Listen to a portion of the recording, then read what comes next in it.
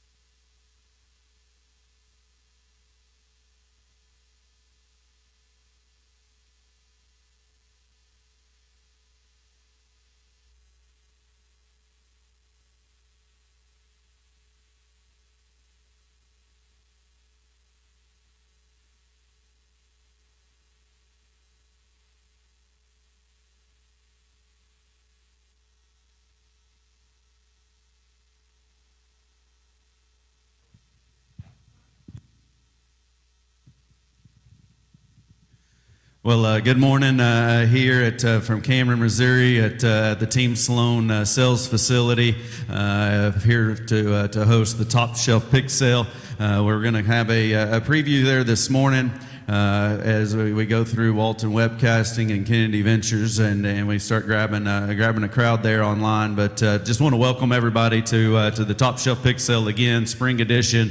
Incredible lineup of consigners, a great set of pigs back there. We informally kind of kicked through them and got a sale order put together last night, and was blown away with the quality. I know as a sale person up here, we're supposed to say that, but truly did think that this was as good of a set of pigs assembled by this group of people to get in a wide range of shows. We made the comment last night. I truly do believe that these could fit anything from even the August Midwest fairs on a few of the individuals, and some of them could definitely stretch till November, December if you wanted them to. Obviously, in the middle is probably ideal for most. But we'll go through here this morning there for the preview again, and we'll move through things fairly efficiently, but this will be, again, posted there, Walton Webcasting, Kennedy Ventures, and we'll share it on as many Facebook pages as we possibly can. But again, this morning's going to be the preview. We'll have another Facebook Live preview at 5 p.m. this evening. That will be on Kennedy Ventures Facebook page. And then if you're around the area or you end up coming to the sale, we'll have a dinner here that'll be fantastic here, 6:30 this evening. And then the sale is actually tonight, 7 p.m., Top Shelf Pig Sale. There will be live streaming, live bidding there through CCI.live. So as we kind of kick off things, again, I want to welcome everybody to come out here to Cameron, Missouri. Beautiful facility. I would say one of the premier facilities across the country, no matter where you're at, but it happens to be right here at Team Sloan and the Sloan family farm here, and it's an awesome event here. We're going to start off with Tres Amigos. That's going to be the first ones that are going to enter the ring. We've got Blake here to visit with you about the pedigrees. And the first two in the ring is Tres Amigos consignments there. For you guys referencing online, you're going to notice that there's going to be a tag color. They're going to say either O or Y. O is for orange, yellow is for, or Y is for yellow. That has absolutely zero importance in terms of sale order or lot number. However, that for you guys that can't read the numbers online, that we will have those individually in each one of the pins. So like right here, we've got orange tag 61. That would be lot 61 in the sale. But if you're watching online, you can just see that that's the orange tag. The one that says Y next to it would be the yellow tag. This is tag 83. Again, we kick off the preview here for Top Shelf with Tres Amigos.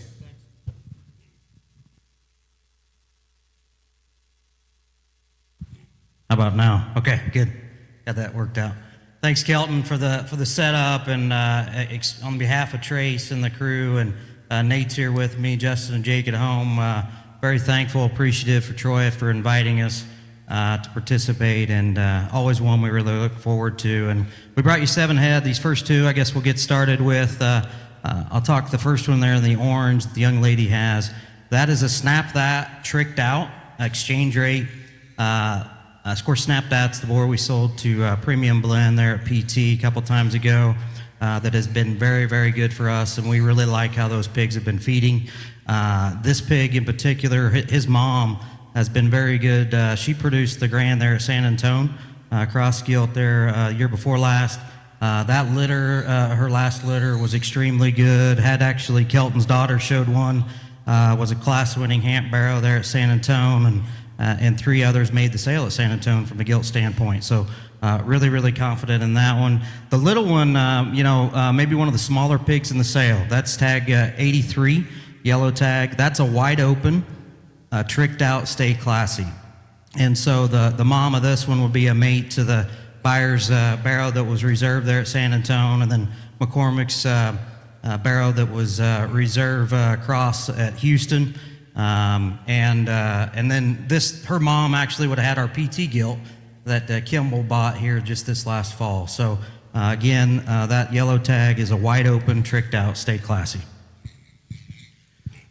Well, obviously the first two in, but I think set a precedence and a standard for what the sale was going to be. I actually got off the plane and got here, and as soon as I got here to the ring or next to the ring, these two came out to kind of get through the preview, and I thought this was probably just where we were starting the sale, and it ended up just being the first two in the ring. Awesome pair of them. Again, they've got that to me traditional trace look about their head and skull that firm is known about so well. And again, we're going to let the breeders talk pedigree, but right here, these have some that are pretty close to me. Again, my daughter's Barra there that shares the same mother as that orange tag one. That was an awesome feeding pig. There was not a bad day in that pig's life, and ended up winning his class at San Antonio there. And this pig resembles him, but just stouter. They're very square built, very good in terms of his muscle texture and maturity pattern there. I love the traditional belted one. Again, skull shape and look up front. He's square coming at you. He's huge out of the backside of his blade for a little green kind of a pig there. Square when he leaves you there. I love his maturity pattern and in relative stoutness. So again, awesome way to kick off things. That was Trace's first two. The orange tag was 61. The yellow tag was 83. The next two will continue with Trace as we go. We've got the orange tag coming in. Will be tag 4. That's their lead off. It'll be tag 4, and then the yellow tag is 99 again. Trace Amigos. So yeah, a couple mates here. These are Right Day, which Right Day is the rightfully son that we bought with Knauf at PT the year before last. Has been doing very, very good job for both of us and some others that have used him. The mom is a buckle up, quite frankly, timber. And we actually bought, you're going to see here in the next pin, 3 of them out of a mate sow or mate gilt. We bought those 2 from S Squared. Garrett has certainly been very good for us, and actually ties back to the old timber sow that has been really, really good for us. Made the champion there at Kansas City and numerous other winners across. So both of these are mates. These are the 100 litters. Again, the orange tag there would be our lead off here in the center, tag 4, and then tag 99 would be the other one there. I probably had as many texts yesterday and then this morning about what gilts there were to not only make show gilts, but make sows, but I would assume that this pair needs to be really high up on the list. Obviously, the chromed up gilt here ends up being the lead off for Trace, and a phenomenal gilt in terms of stoutness and proportions. Her body shape is phenomenal, and it's still the same skull shape and look. The other gilt maybe stretches just a little bit more in terms of her hip length. She's probably even taller shouldered, and maturity pattern maybe fits some guys even better. Both of them make awesome show gilts to me. Phenomenal sows, as we just said there. Blake just commented, this is a pair of litter mates, but the next trio that comes in have the exact same pedigree. So obviously a mating that works and is going to be very successful there. Again, this is tag 4 is the orange tag. Tag 99 is the yellow tag.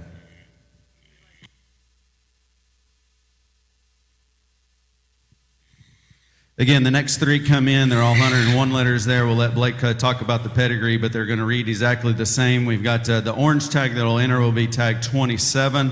Yellow tag is 26. And the blue tag is 60. Yeah, so again, all full sibs, sows there, litter mates, first litter. Should have mentioned the last time. So those particular mate gilts would be mates to hang tight, hold on at Premium Blend that the Lairds would have bought out of that group, and then the Schulte gilt that was 4th overall gilt there at Expo.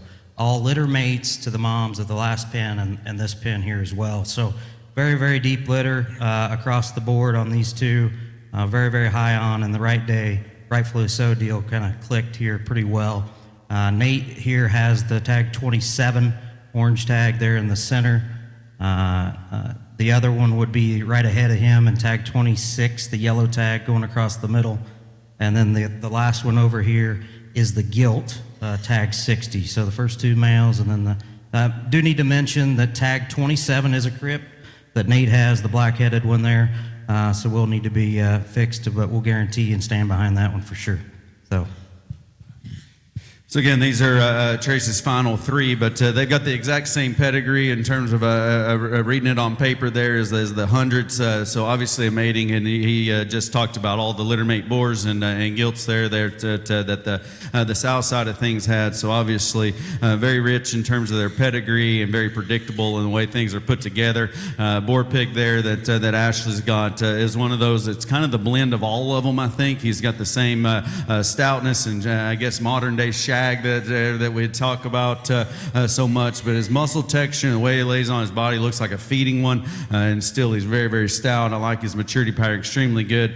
Honestly, this target rump one is one of those that I remembered last night whenever I got back to the hotel and was trying to kind of go through things in my head of a barrow that looks like he'll feed. That's kind of the kind that I like to start there. His proportions are so awesome. He comes at you for one of the greener ones, the smaller ones we've had. He comes at you absolutely huge about his chest and his sternum.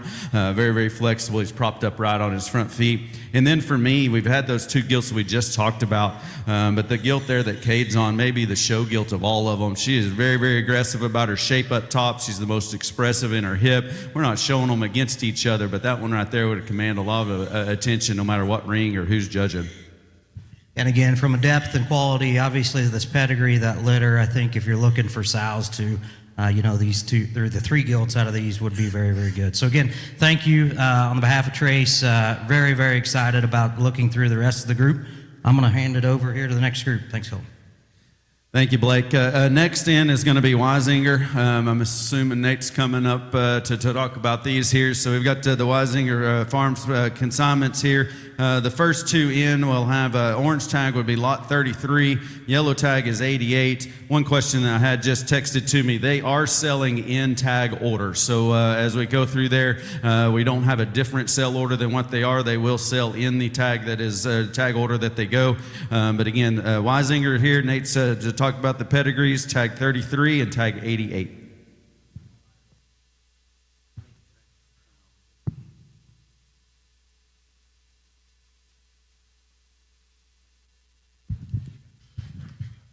Always do that when I get on the mic. Sorry about that. With that said, the right here on the orange tag one here will be the 112-2. I guess he is intact at this point in his life. You can do whatever you would like. That'd be the only way. Tricked out, hidden secret. That tricked out daughter has been generating and doing very, very well. We're going to see about 3-4 litter mates here that we like quite a bit. So that'd be the orange tag. Then the yellow tag one there would be tag 88, which would be another litter mate. Again, brought 3 litter mates. I think are very, very good. This only way deals there at Laird's, and I'd say me and Goss, I know use him very heavily, and I would say it's going to be a fun season watching these things go.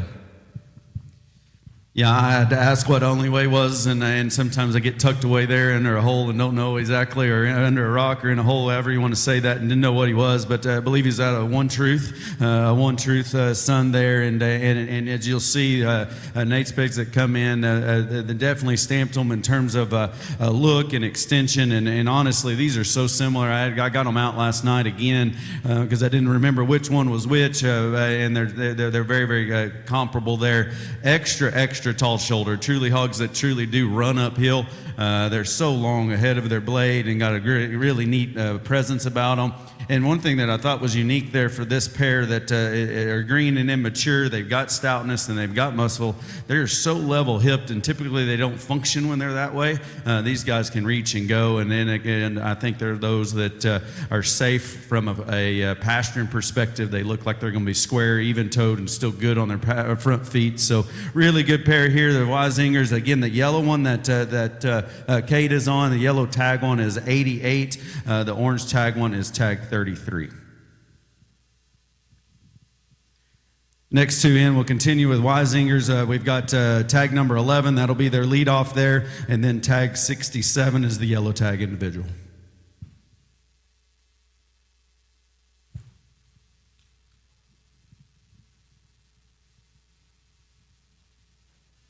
All right, here, the one that Jesse's coming in here on the ring here, that'd be the 114-3, my lead off, again, tag 11. What I like about him is he'd be the only way, quite frankly, JoJo Kingpin. If anybody studies our online sales or our program, right now, anything going back to this JoJo sow has been flat good. I think I've got 15, 18 daughters out of her now. I've only allowed 2 of them to even leave the farm. I think she's made about 1 or 2 boars that we're keeping around the house that have done well. This one I do think has that boar feature to him / show ring, unique, freak, zoo creature look to him that I always talk about. This one, when Jesse, I was like, man, I don't know what to do with this one because he intrigues me with a lot of freak pieces. Then the yellow tagged one is only way tricked out. He'd be the 112. Which again would be a mate to the other 2 we just had in here. He'd be tagged 67. He's the one cool, modern day, tricked out, fun little show pig that I think will feed like a dream, just kind of coast him and let him rock and roll. So 2 very good barrows. Yeah, he says very good barrows, and we keep talking about boar pieces on that one, and I think he could go any direction. There, obviously, Hampshire classified for my part of the world, a crossbred boar pig there that is absolutely incredible. You just kind of dig into him, and you don't really think there's a whole lot you'd like to change, and then he's got some of those same intangibles there. We talked about how this only way boar, this pedigree, or the ones that Nate brought, all have look and presence and extension, and then he takes it just so far in terms of being wide and stout there as well. And like I said, this little chromed up guy is one of those that just looks like the kind of barrows that feed and go. Again, I think his muscle texture allows him to be fed hard if you need him to, and kind of fit where you go earlier, I guess. But his frame size and proportions probably allow him to stretch just a bit further. So kind of a barrow feeder's dream right there on that chromed up one. That was tag. That's that yellow tag one there. He's tag 67, and again the lead off is tag 11.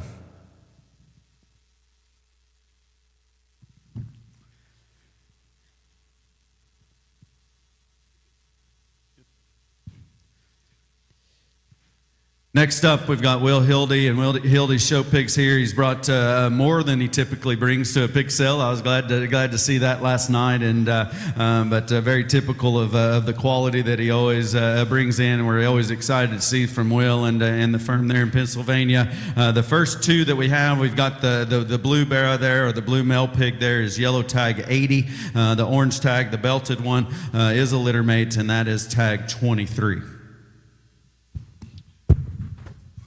Well, just as the other guys have said, certainly appreciate Team Sloan and all their efforts. Awesome facility, awesome event, turned into one of our favorite pig sales of the year. And this pair of ours, we start off with a pair of litter mates here, Fast Track, Glory Days, and then after that, End Game. Glory Days, I think, is just starting to scratch the surface in terms of the generating ability of those sows, and man, the Fast Track thing that we've seen so far, they've been good sellable pigs, but more importantly, I think those things are feeding awesome. They're maturing, and I think going to be the right kind in the end. And both of these, to me, just look like awesome feeding kind of pigs.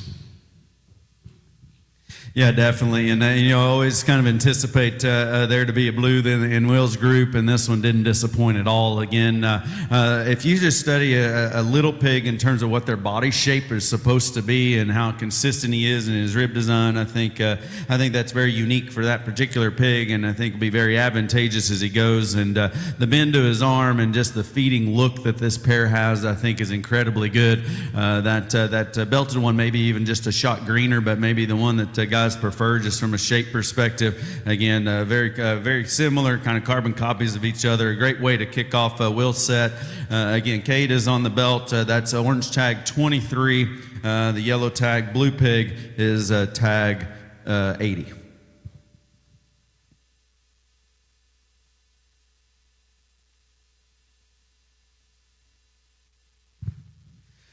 Next in will be Will's next pair here. Hildy's show pigs, tags 56 and 57. 56 is corresponding with an orange tag. 57 is yellow.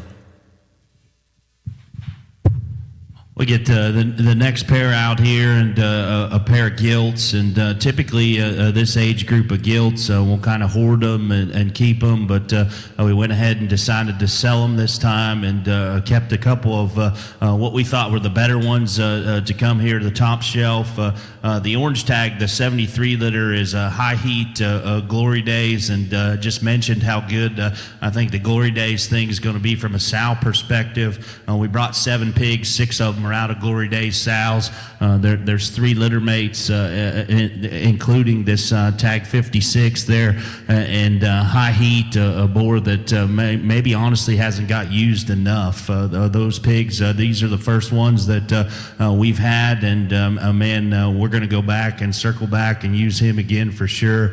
I think that's a gilt that's a big feeding window. It could stretch obviously through the fall and into winter. Before we know it, we'll be talking about Breeders' Cup, Phoenix kind of gilts, and I don't think it's out of the stretch of reality there. The other gilt, the wide-belted gilt, litter pigs that I've really liked. They are Kong back on a Glory Days sow. This would have been her first litter, and this sow would actually be Mainline's aunt, the boar there at Halfins that's been well received. We've got a pair of those 10-litter sows we're going to kind of build around. We sold this gilt's litter mates online the other day, and our top-selling male pig and top-selling gilt from that particular sale were litter mates to this one. I think what's unique about that gilt, for one, that comes with some extra stuff. Her hip, her rear leg, and rear joints are still so good and so functional. I think, again, another one with a big show window. And then I think from resale value and sow perspective, I think both of these as well have a lot of upside. Yeah, exactly. And there's, again, I got just many texts and interest on the gilt side of things, and these were 2 that I put on the list last night and texted a couple guys there this morning, and that thin belt just has such a commanding look about her when she enters the ring, and I think it looks like one that will feed, like Will said. It's not a stretch to say that she'd go all the way into the winter, I don't think, for sure. This Kong gilt's filled up today compared to where she was last night, and you could still see her rib cage was built in her right, but she's a little bit more gant last night, and she's kind of took to the feed this morning, and I think that gilt is incredibly good. We talked about the south side and how good the Glory Days deal is. When we get into Sloan's, you'll see how prominent that sow line is there as well. And the Glory Days on the female segment of things. The High Heat deal was awesome this last time, and like Will said, I think we're fixing to see a lot more of those up there in the winter circles. So again, tag 11. The yellow tag is tag 57, and the orange tag is tag 56.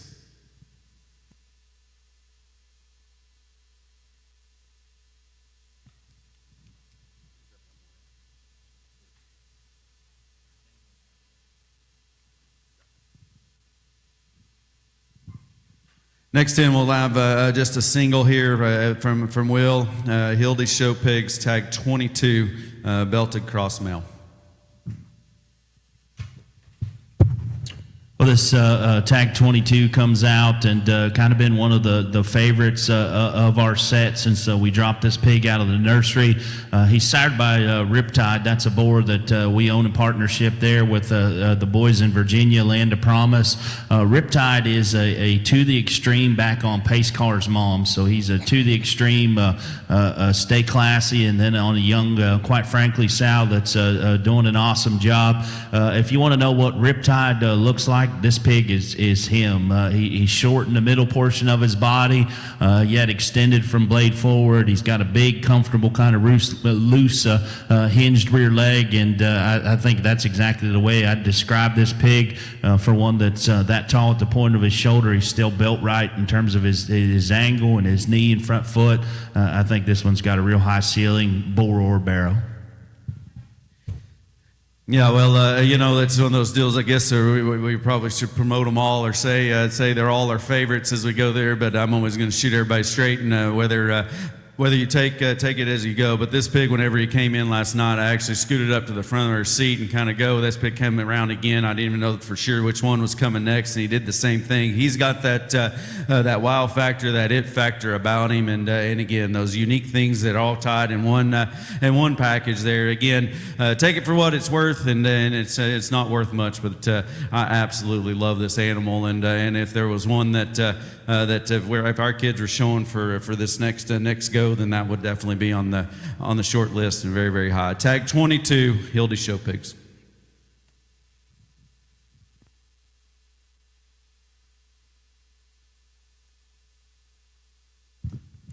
Next in will be the final two here of Will's. We've got tag 2, which is the lead off. It'll be the thin belted male, and orange tag 2, and then the yellow tag is the 97. Yeah, as we wrap up our set, we round out with this pair of 73 litter male pigs. They would be mates to the thin-belted gilt. So high heat, glory days, and I guess I should have mentioned it on the gilt. After the glory days is the 5-2 never before sow. When we had that little deal last night, that was one of the sows that I spoke about that has been so influential in terms of our program. This narrow-belted one, again, don't want to be repetitive, but he's kind of been tagged for this event since we've dropped him out of the nursery. I think some far-reaching pieces, looks like a feeding kind of barrel, yet has got enough extreme traits to him to I think, go ahead and be a boar, and then being backed by that sow, I've got the utmost confidence in him. The wide-belted one there, I think, just in terms of look and presence and shortness of body, comes again with the extra hair, shag, and feature. I think that one's got a high ceiling as a show barrel. Yeah, for sure.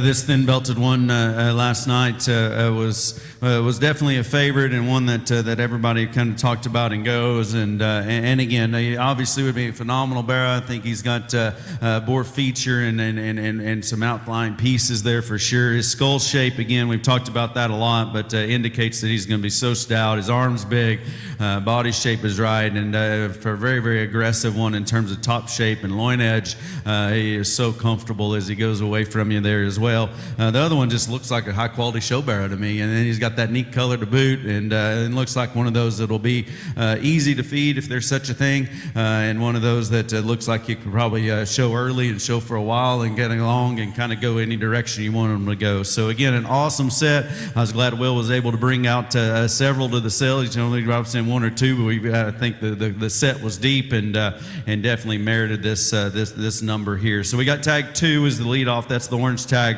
The one that just left was yellow tag. It's 97.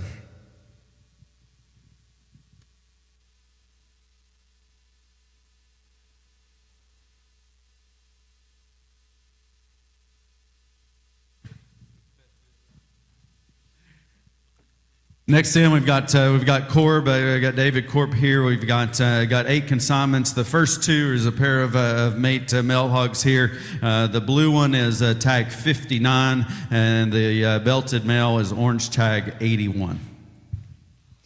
Well, first of all, Troy and the whole crew, thanks for always inviting me and always running a first-class event. Always love this pig sale and try to bring our best, and I think that's what we did. Troy told me to bring 6, so I went ahead and brought 8, mainly just because that's what we had. I thought I had the quality to do so. We start off with this pair of them here, and I guess just to make things kind of come together, anytime you hear that never-before distinct sow, it's the same sow, and all 8 of these pigs go back to that sow, whether that's the grandma or the great-grandma, and she's just kind of been a generator for us. These would be fast tracks, next intention, never before. That sow would have had some of our pigs in this sale last year, and Platt would have got one. I think she ended up reserve light cross there at Kansas City, and then several others have fed well. We got a white boar at home we're kind of excited about out of this particular sow. Been a good one for us. Light cross, dark cross, depending what you want there.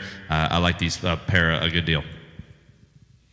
Yeah, again, we talked about when Will brought his pair in there, a blue and a belt, but Corb brings another pair of mates here, just carbon copies of each other. When they come at you, they're broad and stout, look manly, and then at the same time, they're comfortable, and they've got the right kind of feeding muscle and maturity pattern to go. We kind of razzed David last night just a little bit of having 81 further in the sale or deeper in the sale, and I really do think the quality runs so deep all the way through. I guess if I was a buyer and trying to put together a set of barrows for my kids out of this group, I'd be very excited that he was where he's there, but I doubt he gets ignored. An awesome pig there in terms of look, presence, height, the shoulder, and proportionality is definitely in check. I think he's maybe one of the more consistent in terms of just stoutness of rear bone column whenever he gets in behind him of any of them in the sale. That's an awesome individual, and definitely that blue one would be competitive not just in the blue division. He's probably even just that much stouter about his mug and his blade. I love this pair of barrows right here for their feedability, their ability to go wherever you'd like them to go, and I think they'll be a lot of fun. Tag 59 is the blue, tag 81 is the belt.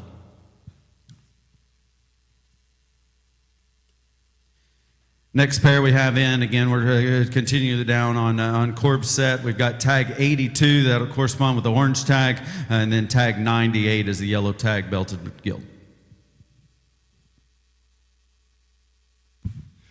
We'll go ahead and start talking about the sock-footed one here, tag 82. That'd be another fast track.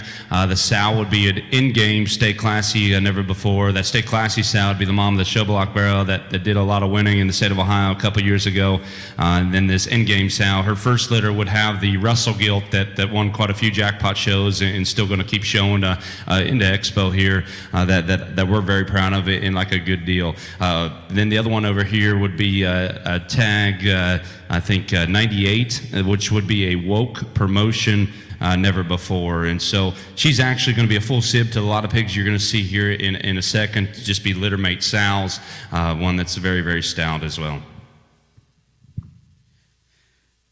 I guess since she's up front, we can discuss that gilt real quickly. And again, you kind of anticipate things and want guys kind of a reputation of doing whenever you come to pig sales. And it seems like David always has a gilt that is really, really high on the list. And I think he kind of prides himself in that. We've ended up with a pair today, but this is the first one that we kind of showcase here. And when she dropped in and was able to look at the pedigree and see that, definitely no surprise that she offers this much quality. Very, very big centered and big armed. And shaggy to go with it.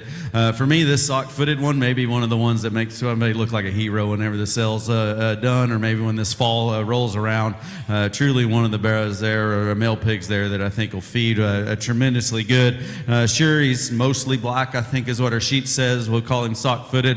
Black pig there that won't matter in terms of color. When you get him deep dark and black and in the show ring, that one is going to be phenomenally good. And again, one of those that I think, regardless where he's at in the sale, is going to make you look pretty smart there this fall. That's tag 82, and the gilt is tag 98. Next pair of Corbs will end up being the other gilt there that he has to offer. That's going to be yellow tag 25. The target hipped male pig is going to be tag 58. So we go ahead and get into these 48 litter pigs. So these two, and I believe the next two, are all going to be litter mates. Definitely a sale highlight for me, and quite honestly, one of the best litters I've had in quite some time. We went ahead and even kept a couple litter mates and even a litter mate boar at home that we're pretty excited about it as well. The pig right here in front of me, I guess both of them here will be a woke promotion never before. So again, full mates in blood, I guess, to that last gilt there, and then we're going to have 4 out of 1 litter. And if anybody's bred show pigs before, to have 4 in 1 litter that are this good is definitely a testament of a pedigree that's going to work and doesn't happen very often there. I made that comment in intro about the last gilt, and then this gilt drops in, and I think a phenomenal individual. And again, one of those, I don't want to call her complete by any means because everybody thinks common, but they're the way that I would say, I don't know what you'd want to change about the gilt, honestly. And there's never a perfect one, but there's not much wrong or anything wrong with that individual there. Again, that is tag 25. Truly a sale highlight on the female side of things for sure. Again, this pair of mates, full sib to the last gilt, and then the next two come in. I think you just dig in on that set of males and decide which one that you like or which one you've got the most confidence in, or maybe just bid on them until you own one of them. This one right here, neat colored, awesome rib, big bellied, kind of a pig there, but still balance is good. Looks like the feeding kind for sure. That is tag 58. Again, a pair of litter mates that come in will have Corb's lead off, and that's going to be tag 3. It's going to be an orange tag for you guys online, and then referencing their yellow tag will be tag 24. Well, again, these will be my last two. So again, thanks to the Sloans for having us. Always enjoy bringing my best to this pig sale. Maybe our pigs are a little smaller this year. They're just a little bit younger, but definitely on the right track in terms of that. Both of these, again, going to be litter mates to that last pin.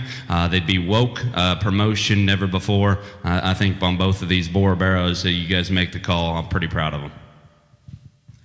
Yeah, for sure. A very, very deep litter, and again, kind of all cut from the same mold, which you would expect them to, or I guess you would hope that they would, but I guess expectations these days would fall short if that's where your mind is there. But the 3 males, and then obviously we saw the gilt again.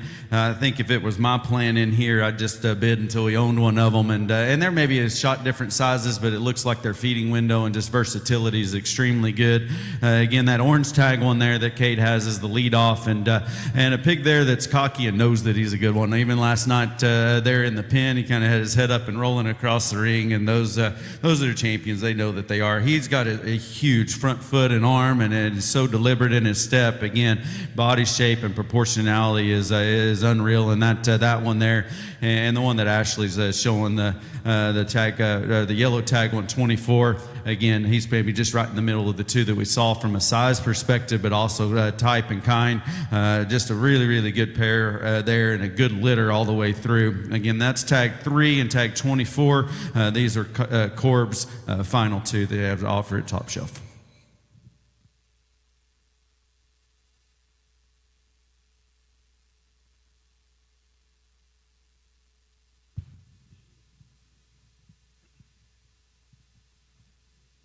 So we continue down the list and through the preview here. We've got Cassidy Hayes, Hayes Farms or HF Farms there. We ended up with 4. We've got a pair of Burks and a pair of Crosses. We'll kick off the Hayes consignment here with the crossbreds. We've got Yellow Tag, which ends up being the lead off. That's the one that Ashley's on, is tag 6. Orange Tag that Kate is driving is 63.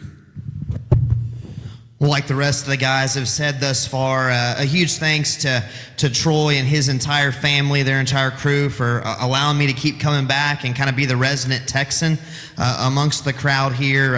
Every year, the facility, the quality of the stock, and the success of them ultimately in the fall has been very, very fun to watch. Brought 4 this time, and a pair of Crosses and a pair of Berkshires here.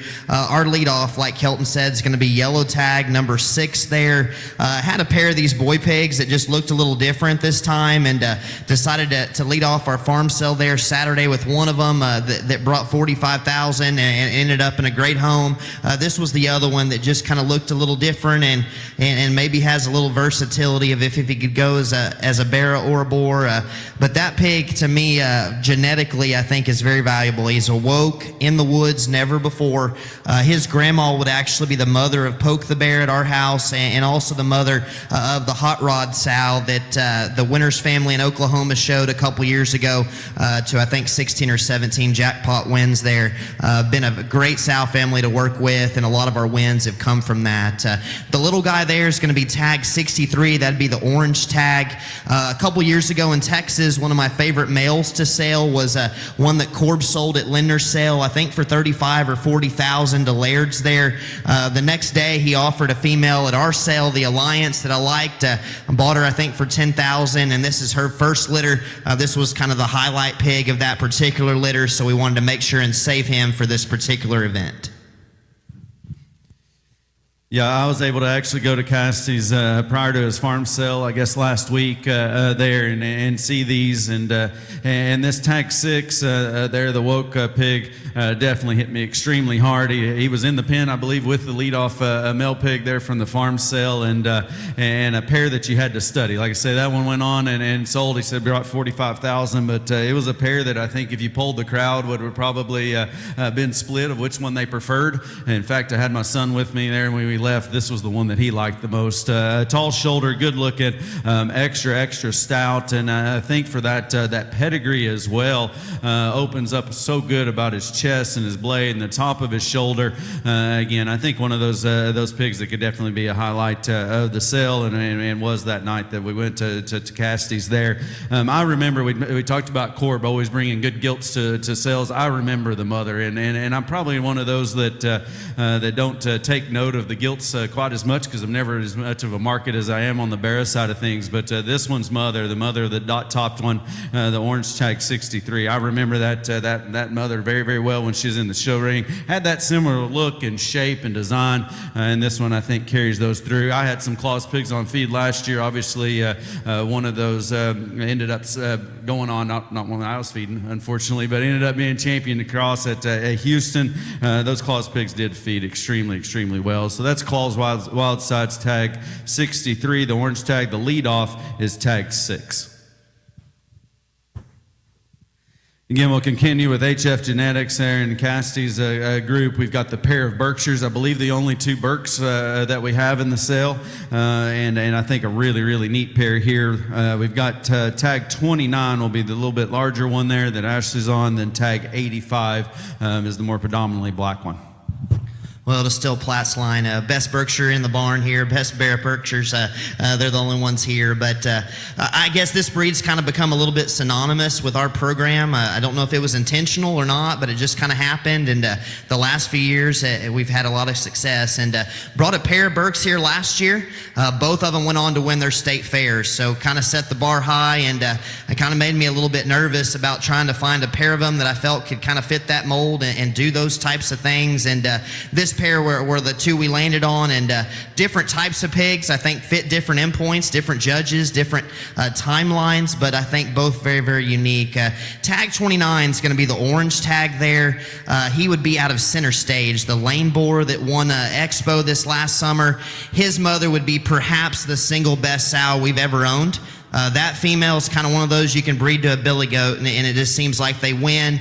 We've won Mercedes twice with those, Reserve Supreme at Houston, the Grand Overall at the Texas National, the Reserve at Phoenix. The list just kind of goes on. And I tell you this, there's one other male pig I remember her having that struck me this hard, and that was the Barra that won the Texas National last year that unfortunately weighed out there at San Antonio by a pound. Was a tough pill to swallow there, but this one has always kind of looked the part. When they look like that out of that sow, you feel pretty good about it going forward, that you're going to have something you like a lot at the end there. The little guy is tag 85. He is a purebred, and a lot of people have kind of questioned that. There's parts of him that just look a little different and maybe like he's not, but that one is going to be a top hand, top shelf, so a double bred top shelf. He's a full sib in blood to the boar we have at the house called Unhinged, and 2 sisters go 4th and 7th overall at the Texas Elite. Yeah, only a pair of Berks in the barn, but an awesome pair, and again was able to see them. I know how proud Cassidy is of this the tag 29, and he was actually in a pen by himself whenever we get there, and an awesome kind of individual, whichever direction you want to go, kind of a bulletproof feeding one there that's got an awesome look, and one of those that I think will be competitive regardless where he lands. Like you said, we followed their Berkshire deal because it's been so competitive. This is probably as good as a one that I've seen sell at this particular age and size. When I left that evening, I got a text from him and said, "Hey, which other ones do you think we should take to top shelf?" And I said the wild-colored, wild-looking Berk there in the middle pen, and I knew exactly which one we're talking about. And then we kind of went through there and was on this one. Again, we bragged on the bigger one. I know Cassidy absolutely loves them. If I'm going to put one on feed, I'm going to get that wild-looking little guy right there and see where we can go. I think that's going to be a very, very unique Berkshire Barra there when the time comes. So that's tag 85, and the other one was tag 29. Thank you, Cassidy.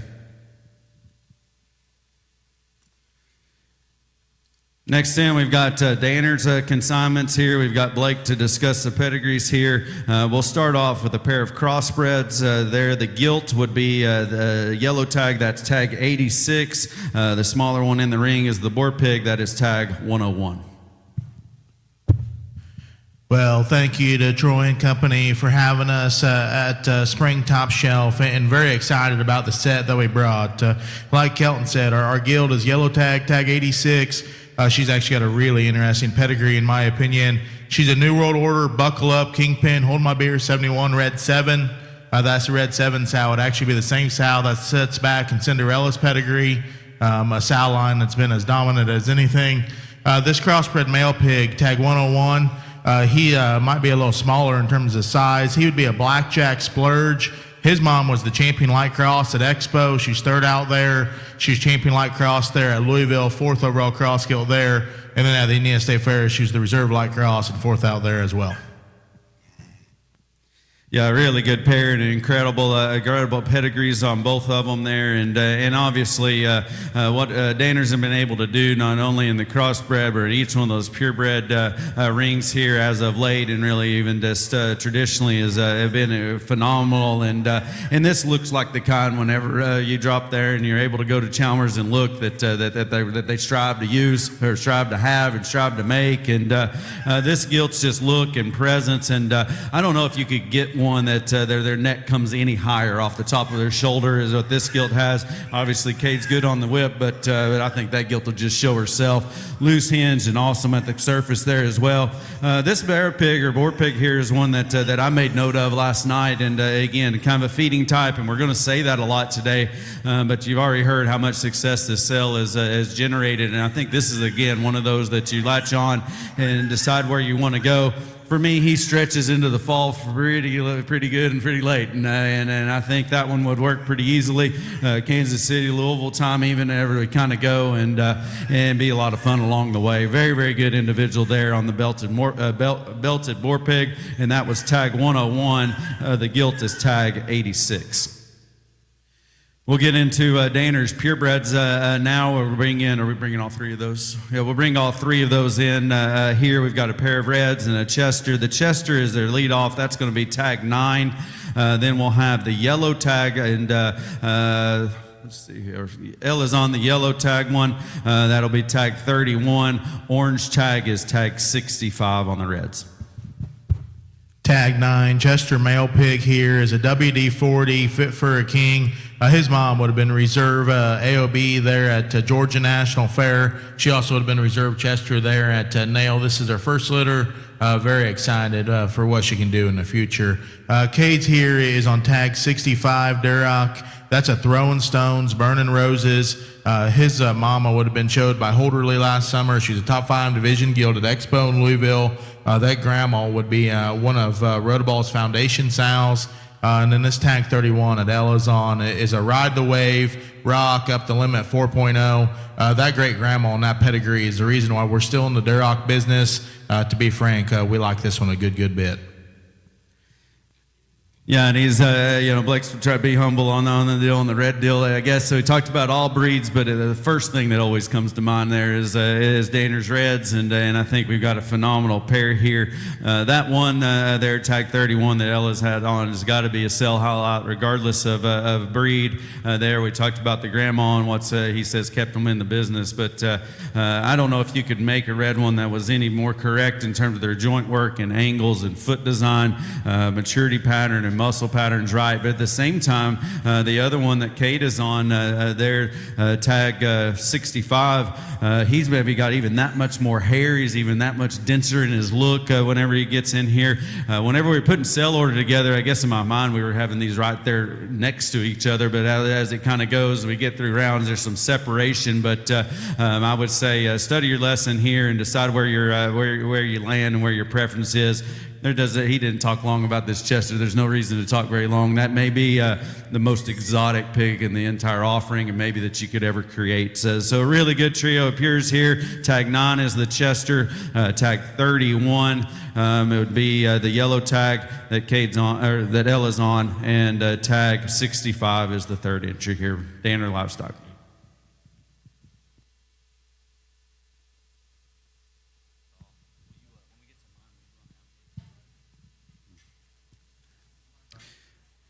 Next, we've got Fontenot Farms.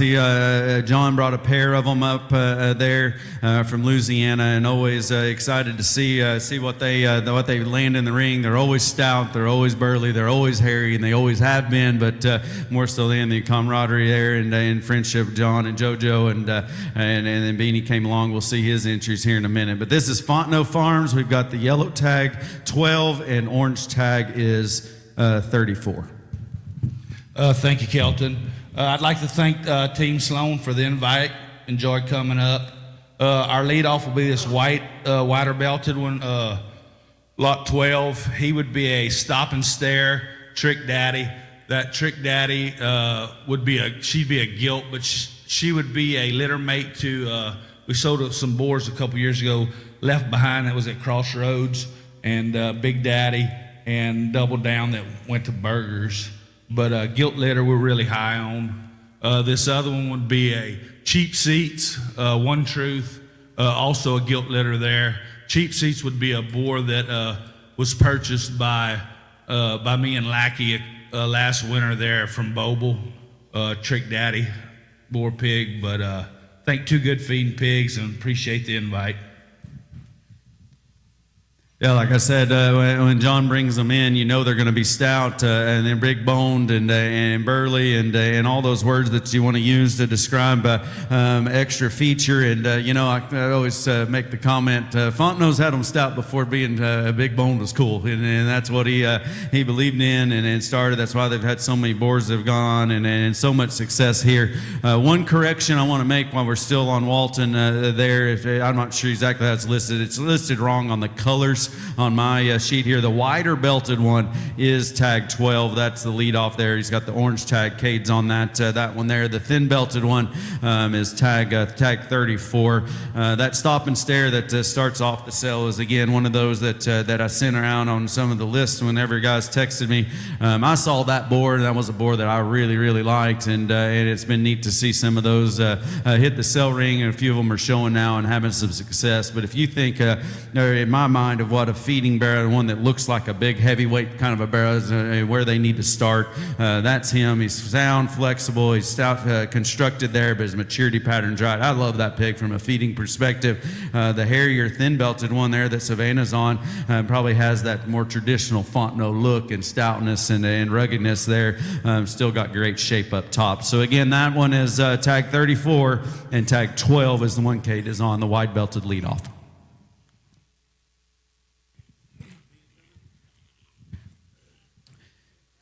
Next, we beanies up. We've got Rutledge Reds. We've got a pair of Durocs here that they made their way from Louisiana there, and a really neat pair again. Always fun to talk with Beanie and get some insight there for sure.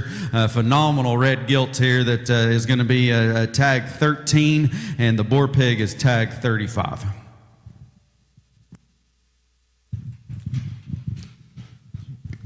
Thank you, Kelton. Thank you, Troy and family, for the invite up. We got lead off, be the orange tag 13. The young man's on. It's the gilt. It should be a product of the bred sow purchase from Bedecker at the Legends and Dreamers earlier this year, back in November in St. Louis. So it'd be a sword fights on a Waymaker drop zone gilt litter. The sword fight, obviously, is the swinging sword son there that Bryce raised. Just extremely good gilt. Both these pigs, Troy was in town a couple weeks ago. It came by the barn. So if my word didn't get enough, he handpicked them. So, but then the next pig, Savannah's on right there, is going to be yellow tag 35. That's going to be Shots Fired, which is a boar that was raised by G2 that Berger and I had purchased. I think Backfire, Green Bottle's last drop. And so Shots Fired on a statement day sow that we have there at the house. Thanks again for inviting us.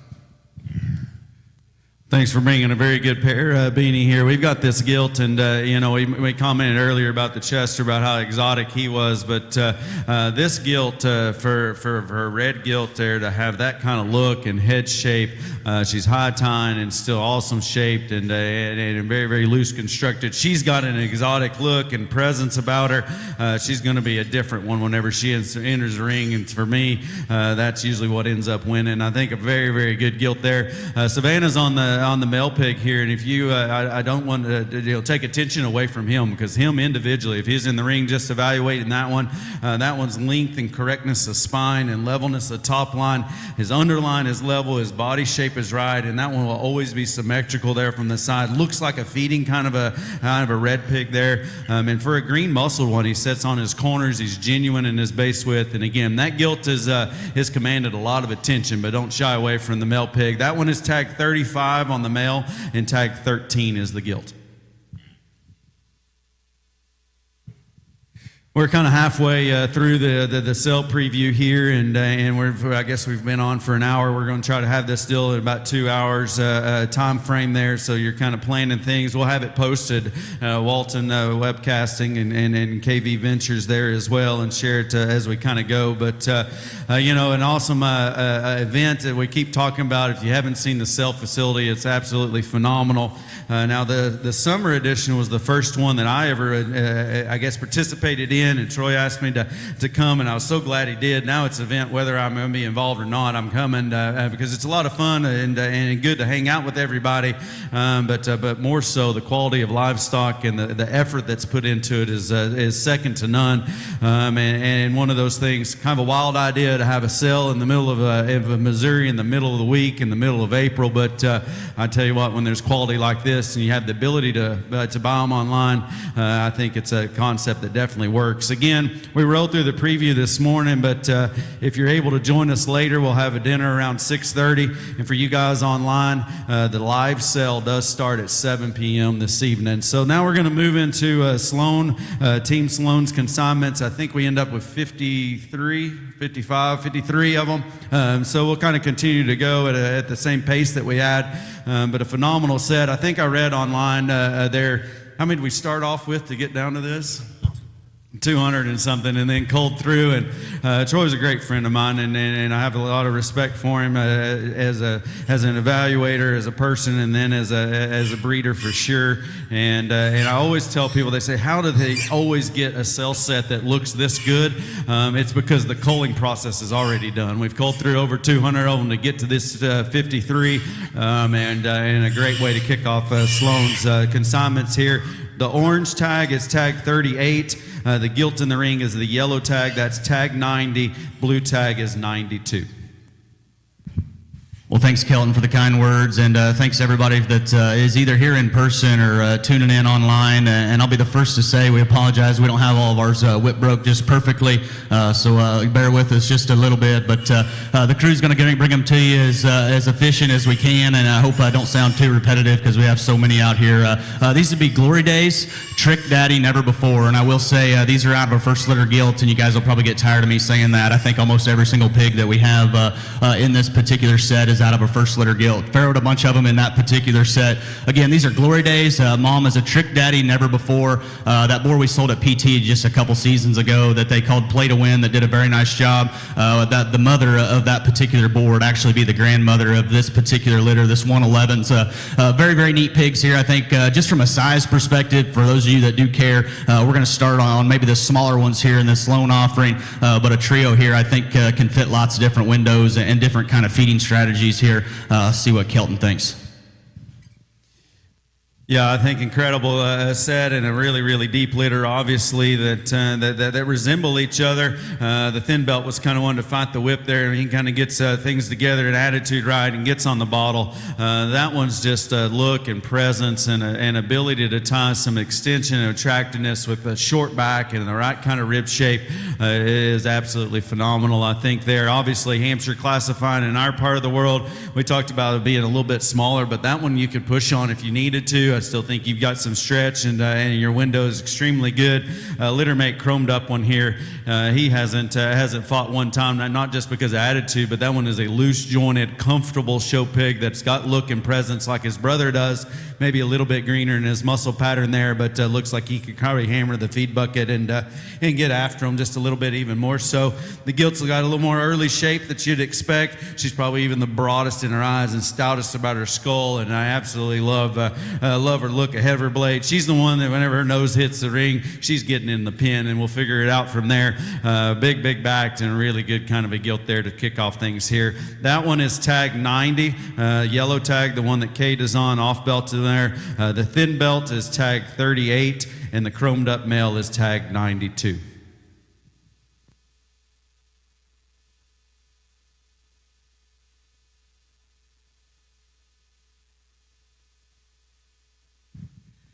Next trio in, we've got a pair of littermate wake-up calls, 112 litters. They're going to be tags 45 and 46. Yellow tag 45, orange tag is 46. The blue tag gilt there that comes in will be tag 89. Oh, we've got a pair of these chromed up or splash-sided, kind of heavier marked pigs, if you will, for lack of better terms. That would be litter mates, like Kelton said already. Wake Up Call, Glory Days, Next Intention. Again, another first litter gilt here, first litter sow. This is a pair, I will say, I would try to stay hooked in and stay locked in from a sale order perspective, because I've never been known to just be real good in terms of sale order. I think those two pigs are very nice. And honestly, again, just a first litter gilt, but from a sow perspective, I think she's going to do very good moving forward. She'd be a littermate sister to Cade's gilt that he showed last summer. I believe she ended up reserve overall at Springfield, as well as a champion there at the Missouri State Fair, and a gilt that honestly, I think she won the first jackpot show she went to, and might have won the last show she went to. I think that's hard to do regardless of breed, regardless of species. This would be a littermate sister that we had the opportunity to buy back from a family there in Iowa. I think is going to do, again, a very good job. This Glory Days thing has been awesome. I know you can see it on the top side and bottom side as you scroll through ours, as well as Hilty's deal. So again, Wake Up Call, Glory Days, Next Intention on the two male pigs. Back on the Glory Days, again, it's top and bottom. The gilt out here is a Glory Days Good Company backdrop. That backdrop sow would have actually made the reserve overall bear at the Minnesota State Fair there just a year ago, or I guess last summer. That gilt's, I think, just bend, flex, and comfort level may be as good as anything in this particular set of ours. Yeah, for sure, and obviously the two chromed up ones or louder marked ones come in, and you're impressed with that amount of body shape and just spread and how broad they are, and then you start breaking them down from a skeletal perspective. Those are some sound, athletic kind of show pigs there. Get them out away from the chips and on the concrete. I did that last night. They have monster feet, and they're skeleton reached out. They look like feeding kind of a barrows there. Everybody talks about them green, skinny, dainty ones that ends up working. Honestly, for me, these broad, bulky ones are the ones I like to feed as long as their skeleton's made like these two are. The spot-topped one was the one that hit me the hardest. He's a little bit more progressed, I guess, from this muscularity perspective. But you start breaking down the one that Cade's leading out here, tag 45. That's a good show bear there that's going to feed awesome. The gilt, again, bend to her rear leg, flex and angle and shoulder set is phenomenal there. You break her down and skeletally, I don't know that you can construct one any better. They're very good gilt there in tag 89. So again, the dot topped one is tag 46. The other chromed up male, yellow tag 45. The gilt is tag 89. Pair of gilts come in next here. We'll have the yellow tag. She'll be the more traditionally belted gilt there. She'll be tag 39. The white back-legged gilt will be an orange tag, and that will be tag 102.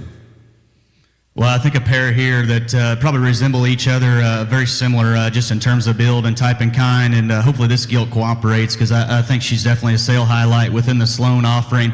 These would be wide open, caught napping, never before. Again, first litter gilt here, and the interesting thing, I think if you're a pedigree junkie, the never before sow back in here would be the grandma of these is actually the mother of Pass the Hat and the other one. And again, I don't get too into pedigrees, probably like some guys do, or like I probably need to, if I'm being honest. But I do think if you look at our sales sheet and you just kind of study pedigrees, that never before sow hops back in there several times. She's been awesome. But more importantly, her two sons, the other one and Pass the Hat, are direct indicators in terms of the depth of quality that we have. I think when you get into some of these things, again, the other one and Pass the Hat would have been littermate brothers there that I think are doing an exceptional good job, not only making champions, obviously the granted, OIE was a pass the hat there a year ago, but at the same time, like I just mentioned, them first litter gilts out of those two particular boars, I think are going to be very, very good. I think, see what Kelton thinks, but again, I don't know if you can get crossbred gilts old enough anymore. I think these two can go for a long, long time.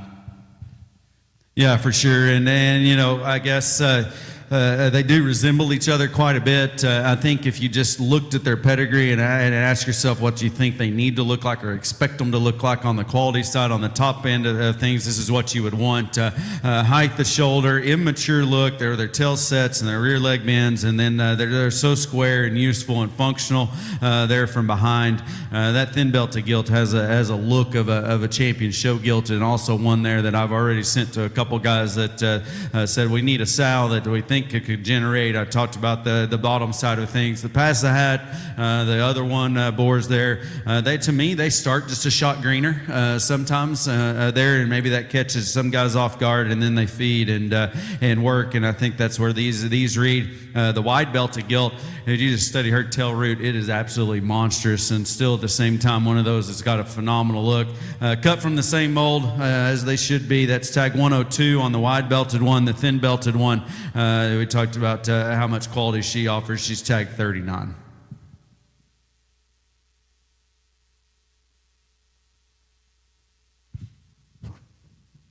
Next pair in, we've got a boar pig here, which will be the orange tag there that will be tag 93. The gilt has a yellow tag. She is 73. A pair here that probably don't fit together. If you're trying to buy a pair of them, maybe don't look the same. But again, I talked a little bit earlier about the pedigrees on the 112. I won't go into too much details there, but that painted up pig or target hipped pig there that Trenton's trying to gather up is another one of those wake up call, glory days, next intention. Sow line's been awesome, like I talked about earlier. The other gilt, fast track, word of mouth, dirty bill, maybe is different of anything in our offering. And I'm not telling you that gilt's perfect. But at the same time, I do think if she'll fatten and flesh and do the right things, that one has a high ceiling just from a proportionality perspective. Again, needs to flesh and body up. They're of the ones that we're offering in our particular set anyway. I don't know if that one can possibly get old enough. I know Hilty mentioned it earlier, but it's not going to be long. We're going to be talking about winter shows. I truly do believe that one could go all the way into January or maybe even beyond, as crazy as that sounds. We'll see what Kelton thinks, but a pair here, like I said, they differ just a bit in terms of type and kind for sure. Well, here in the center, we've got the other 112. If y'all reference back there to the mate boar pigs, I marked every 112, and I thought all of that litter looked like ones that they could feed and could work. I would say comparatively to his brothers, this was maybe just a shot more elevated. He probably outweighs them by a few pounds right now. Not that that matters. I'm just saying he may be a little bit stretchier from a maturity perspective if that's where you're headed, but stay the same bulk, the same width, the same stoutness, and then this guy's got a really neat presence about him. Again, looks like one of those, if you wanted to feed and wanted to go early, you could. You could probably jackpot him with some if you wanted to as well, and definitely stretch him where you need to. This gilt, tag 73, tag 73 is probably the shapeliest and the most aggressive about her edge and her hip and stifle of any of them that we've seen. Again, a little bit different in terms of the way that she's built comparatively to some of the other ones there, but I'm not so sure she wouldn't be some gilt feeder's preference. You could feed her for a very long time. When that one matures and gets chubby, her look, height, the shoulder, and shape is going to be phenomenal. And like Troy said, it's not out of the question at all that she ends up showing in the fall or maybe a winter month at that. So that's tag 73. The final 112 liter male is the orange tag 93 in the center of the ring now.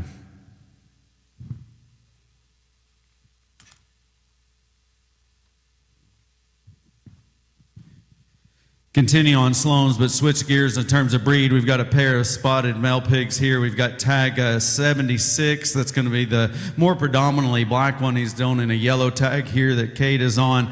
Tag 76. The orange tag, louder marked, I guess more predominantly white or has more white, is tag 77. run a pair of spots in here, and obviously sometimes you got to kind of reset your mindset when you drop in purebred spots. With that being said, I do think even though these two probably aren't the chubbiest or most sale ready, I guess, of our particular offering, we've been in the spot business long enough to know, or I think I know anyway, this is kind of the kind, honestly, that's worked the best for us long term speaking in terms of just having a little extra extension, a little lateness and maturity. Sow line's been awesome. Again, just a first litter gilt. But I believe she was reserve grand at the Ohio State Fair last year. We had the opportunity to get her back and bred her to stopwatch. That thing's been very, very good for us there. The boar at upper hand. And then the Scotty sow back in behind this one, the grandma of these, would actually come to us from the Geyer firm there a couple years ago. She's done an awesome job for us. She would have had the champion spot bearer at Breeders' Cup. And I know that's maybe not the biggest show ever in terms of purebred spot bearers. But I will say, I think that pig was like 5th or 6th overall there just a few months ago at that particular show. A very, very neat kind of animal. So again, Kelton will kind of tell you his thoughts, but for me, in my opinion, long-term speaking, these are the kind that's worked best for us here. Yeah, I think again what Troy says, just forward thinking, long term thinking, and if you fed some spots, you better start them. I think in this maturity pattern and the way that they're made right here. I hope that online you're able to see just how much just look and presence they offer, how good their jawline and cheek is, and for that particular breed, that's going to get you a long way. The more predominantly black one here is probably the one that offers just a little bit more.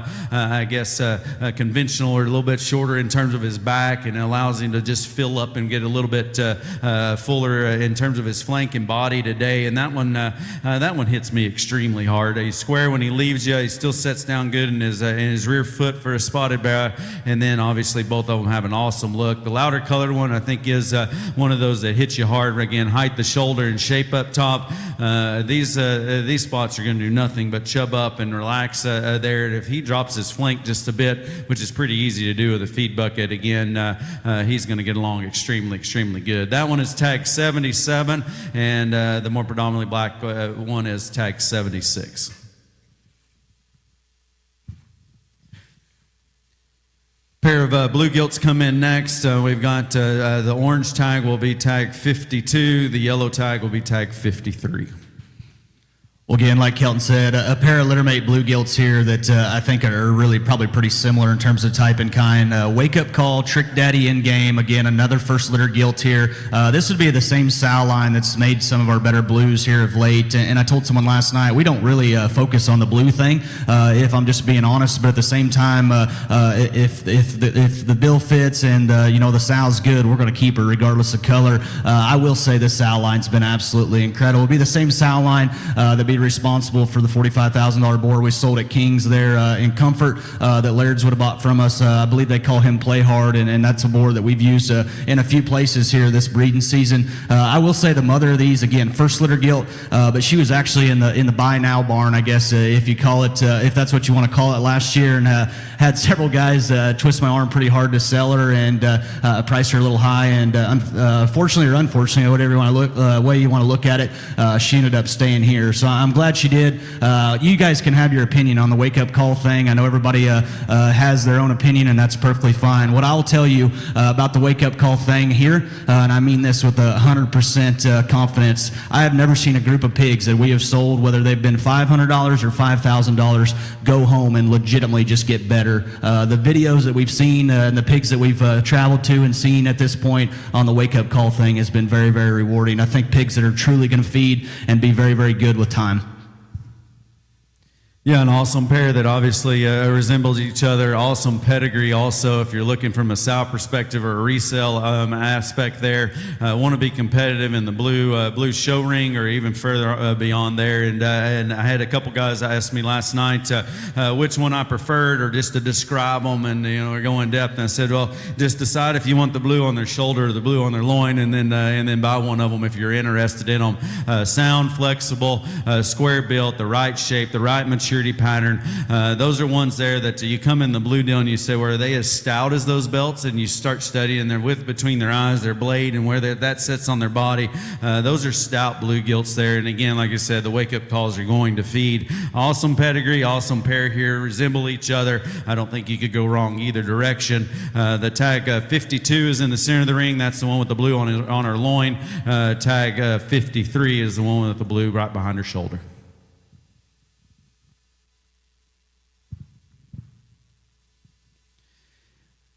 Next pair, we've got a pair of solid white ones, I believe. We've got a purebred Yorkshire gilt and then a crossbred solid white male pig here. The male pig will be tag 55. The purebred Yorkshire gilt is tag 78. Well, yeah, just so everybody's clear, two solid white ones out here. The male pig is actually, I guess you call him a dirty York, I guess, or call him whatever you want. I told the crew last night, I don't know if this is a great sales pitch or not, but if I'm reading my pedigree right, I believe that pig there would actually be like 3/4 York. And again, I don't know if that's a good thing or a bad thing. What I will say about that pig is I've always liked him a great deal. Whether he's purebred, crossbred, you show him in the dirty York, show him in the purebred influence, whatever you want to do. That's the kind of look like they're going to work or have worked the best for us here. Mom, again, is a purebred Yorkshire sow. She is a first litter gilt that would be that she would have been reserved at the Missouri State Fair last year. She goes back to some of our, obviously we're not known for Yorks, but of our Yorkshires, some of our absolute best stuff. The gilt is purebred. She is papered. She is a February. That is a fax. Turning point, leaps and bounds. That particular gilt would have been 5th overall Yorkshire gilt at the World Pork Expo there just a few years ago. That sow line's been awesome. They made the Grand Bear at Fort Worth, as well as some other stuff on down the way. Again, the gilt out here is a purebred. The Bear is not, or boar pig, excuse me. Yeah, on the board there, obviously white. You say that 3/4 York or however we are right there. The one thing that tells me in my part of the world, we're going to have a white show pig at the end of the day. And honestly, this winter, and we're going to make the comment about the Yorkshire deal too. But the white crossbred deal, the white classifying stuff, was a little bit of a tougher show to watch. It was, they just didn't come this correct and this well built, and still with the traditional look that you'd expect from Team Sloan here. This is an awesome, solid white male pig here, and that's just the best way to put it. It doesn't matter really what color. Good built livestock that does look like he'll grow if you want him to, for sure. The gilt there, and we made the comment about the Yorkshire classifying ring. I don't dabble in any pures or really mess with any in our part of the world, but do get the opportunity to judge quite a bit, and whenever we get in the pure deal, no offense to the Yorkshire breeders, that's been the hardest one to put together, to watch and to go. Facts are facts. It's not saying anything there. They just haven't came when they look like this in terms of their foot placement and strength at the ground, and still having body and still having look and still having shape, being clean jointed and built correctly. I think for a February Yorkshire gilt there, she's got a lot of value. She is tag 78. The male pig is tag 55.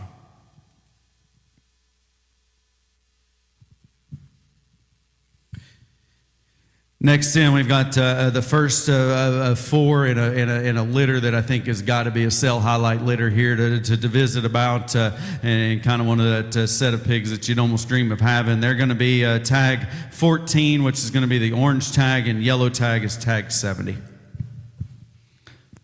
Well, again, like Kelton said, this 120 litter has been very, very fun. And, we're offering 4, and at the end of the day, we could have offered more. They just maybe were a little smaller, not quite ready. But this litter's been fun to watch from start to finish. I talked earlier about the sows that we're kind of getting into, or the first litter gilts that would be the other ones, or past the hats. Obviously, that's a pair of littermate boars that we sold there just a few seasons ago that I said, not only they made winners, but more importantly, the gilts and the sows that we're trying to get into right now, I think are going to do very good. Where I'm going with the story is the mom here is the other one. The grandma would actually be a calico sow that we would have bought out of Hilty's very first sow sale when we went out there. Man, I was absolutely blown away with that set of sows that Hilty sold that year. And within that set of sows that was just so impressive, the calico that particular year was still my personal favorite for what that's worth. That was a best kept secret, contagious sow. Did a very good job. And if I'm going to be honest, probably never made that Barra that just hung the big banner. What I will say is those daughters have been absolutely incredible. We've got 3 of these littermate sows. The other one, best kept secret. Man, I think they're going to be fun moving forward. The Kong thing probably needs no introduction. I think if you watch this sale or any sale across the country, it's hard not to gravitate to them Kongs.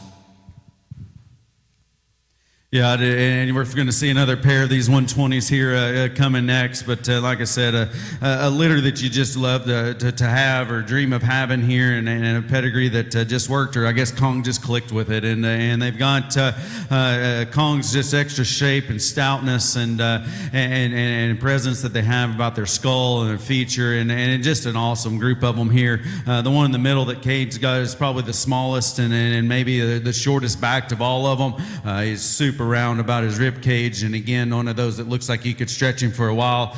Tag 14 again for this particular age group between my kids can't show at Dallas anymore, and I'm judging Kansas City. We can't buy this age group, but if we did, we were about 14.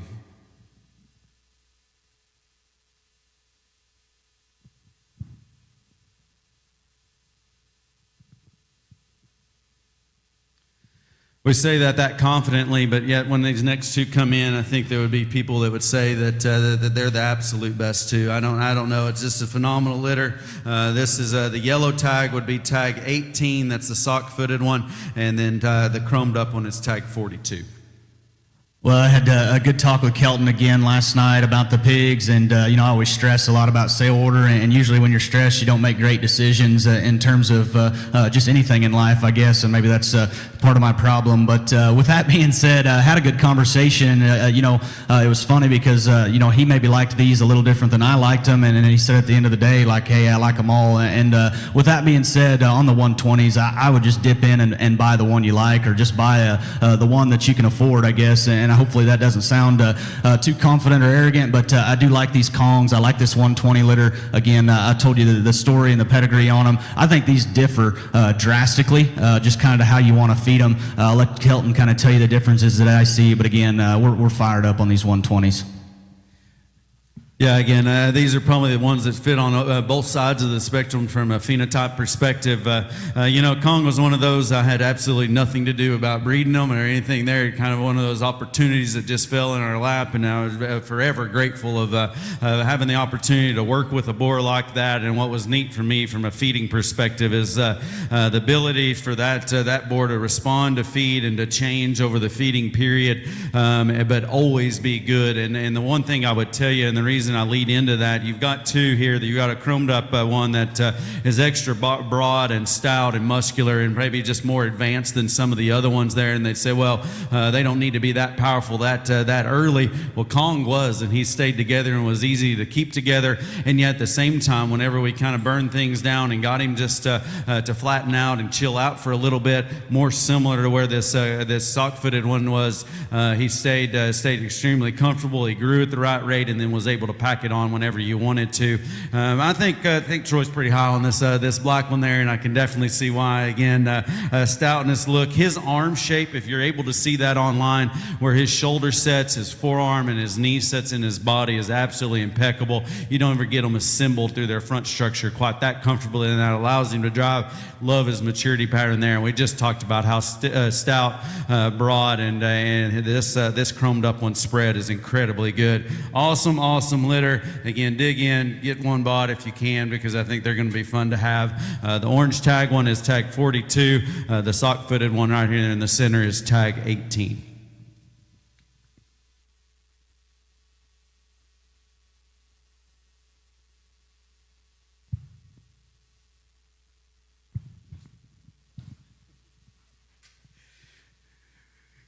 We get into a set here, and I'll let Troy talk about the pedigree, but a really neat group here. We've got tag 49 is going to be the yellow tag male pig. Tag 96 owns an orange tag gilt offering here, litter mates. We'll get into these 119s, and a couple of them don't cooperate the best. If we're being honest, we're going to apologize in advance for that. But this 119, again, out of a first litter gilt, gilt was very, very impressive, and probably for Sloan kind of stuff, I guess, if you will, maybe is just stout and burly and hairy and as dense as anything that we've farrowed in that particular group. As a show gilt, she was fun. The Hall family showed her, and she ended up being a champion crossbred there at the Missouri State Fair last summer, and a gilt that now a sow, I guess, I think is going to be a very, very big part of our program moving forward. The grandma is an emotional damage, so a little different pedigree there. That would have been a boar that was at Wynn, Texas, that Danner would have acquired as a mature. The grandma here would actually be a littermate sister to the reserve bear at Dixie that we had just a few years ago, and I will tell you that particular bear was as stout, broad, hairy, and dense as maybe anything that we'd raised at that stage of the game. This woke thing, I think, is going to be really good. Man, I think there's some other consigners that have obviously had some come through the ring. Them good wokes are going to be absolutely incredible. A little skinnier here, maybe within our particular set. I wish this 6 would cooperate just a little bit better. I think his ceiling's very, very high. If he chubs up and does the right things, obviously the gilt needs to as well. Yeah, and we talked about maybe just a little bit greener, and I guess more immature is the word we're supposed to properly use here.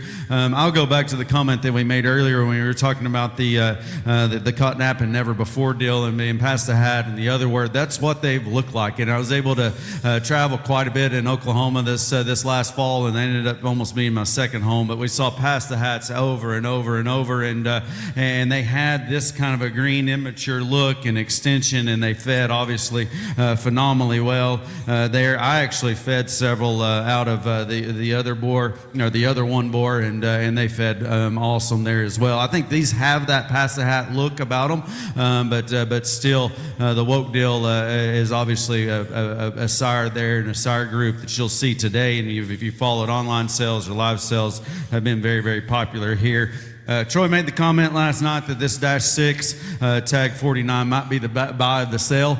Took note and circled it right here. He's right there in the center of the sale offering. But I think one of those, again, like we've talked about a couple times, might make you look like a hero. That gilt, whether you're going to have a sow or a show gilt or where you need her, I think she needs to be on the list. She's tag 96, the orange tag female.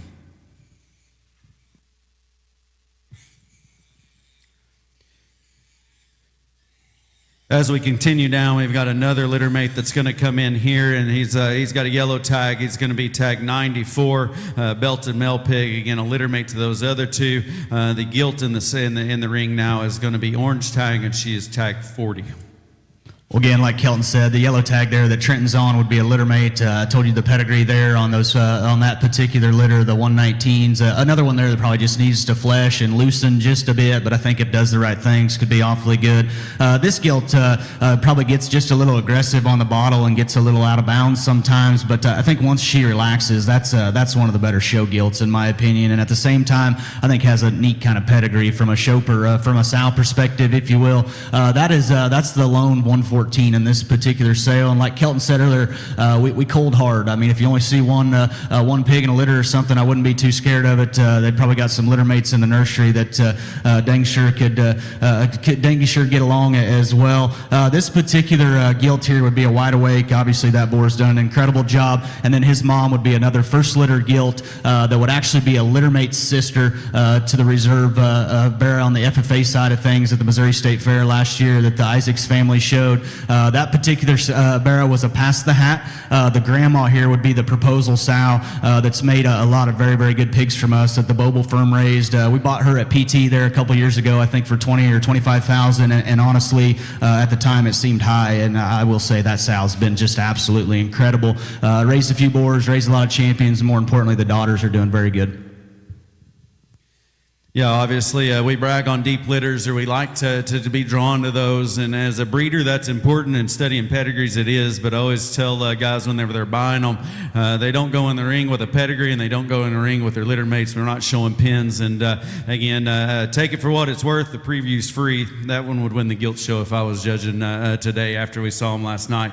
We've got the male pig here. Is he a crypt orchid? I think he is a crypt. Yeah, the yellow tag is going to be a crypt. that wasn't made note on here. We just want to make sure everybody online knows that there. But that's yellow tag 49. I went back and studied. I knew, obviously, this was a really good pen of pigs. Just kind of observation there, and maybe things are a little bit quirky. I was through the barn for about an hour. The pig never laid down. He stood up the entire time that we were in there, and stood at the feeder and ate. He stood square. He stayed up. The other pigs maybe laid down and rested, and this guy was there. And I guess, again, quirky things to notice, but I think to me he's a comfortable, square built one. I love his head shape. I love his length of body, and I think a very good feeding individual. Tag 94, I have a great litter, and the gilt is tag 40.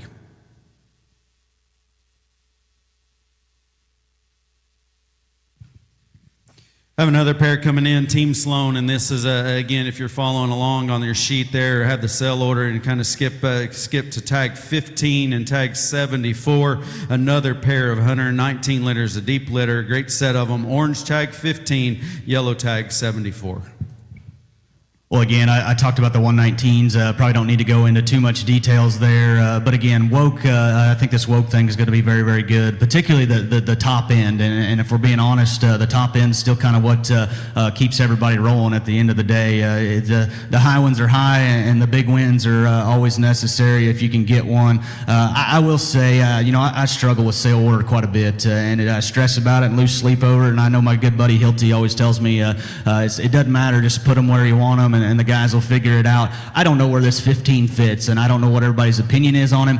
What I will say is that one was hard not to lead off with. I think his bone, his hair, his comfort level is just absolutely incredible. And then you got the littermate gilt here that I think is just wild looking and sharp built, very, very shapely. Probably needs to mellow just a little bit, see what Kelton thinks. But I think this traditionally belted boar pig, once he kind of settles in and cooperates, may be as high in terms of his ceiling as anything that we're offering.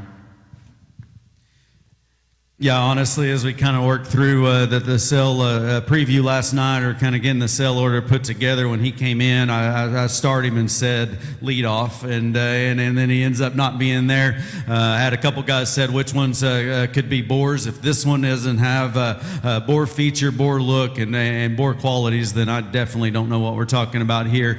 And then above all of just his extra stoutness, I have a great litter. If you study this one from an athleticism standpoint, he wants to rock and roll when he gets out here. I think a phenomenal belted male pig there. The gilt, we talked about deep litters. I said they don't show them with pedigrees, but if I'm going to put a sow herd together or try to improve my sow herd, I'm going to try to buy out of a litter that is as deep as these 119s. She's the most aggressive about her back shape. She's the biggest in her upper hips. She's the thickest about her pins, and still offers all the same quality and look that those male pigs do. I'm actually very surprised that Troy's offering this gilt. Again, she is yellow tag.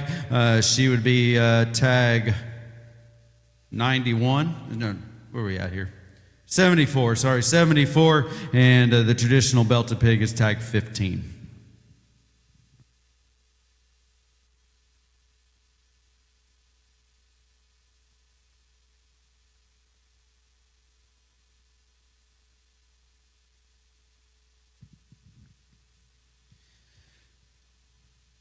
Next, we're in with Team Sloan. We've got a crossbred male pig here in tag 47. That's the orange tag. The gilt is going to be the black-headed one, tag 91.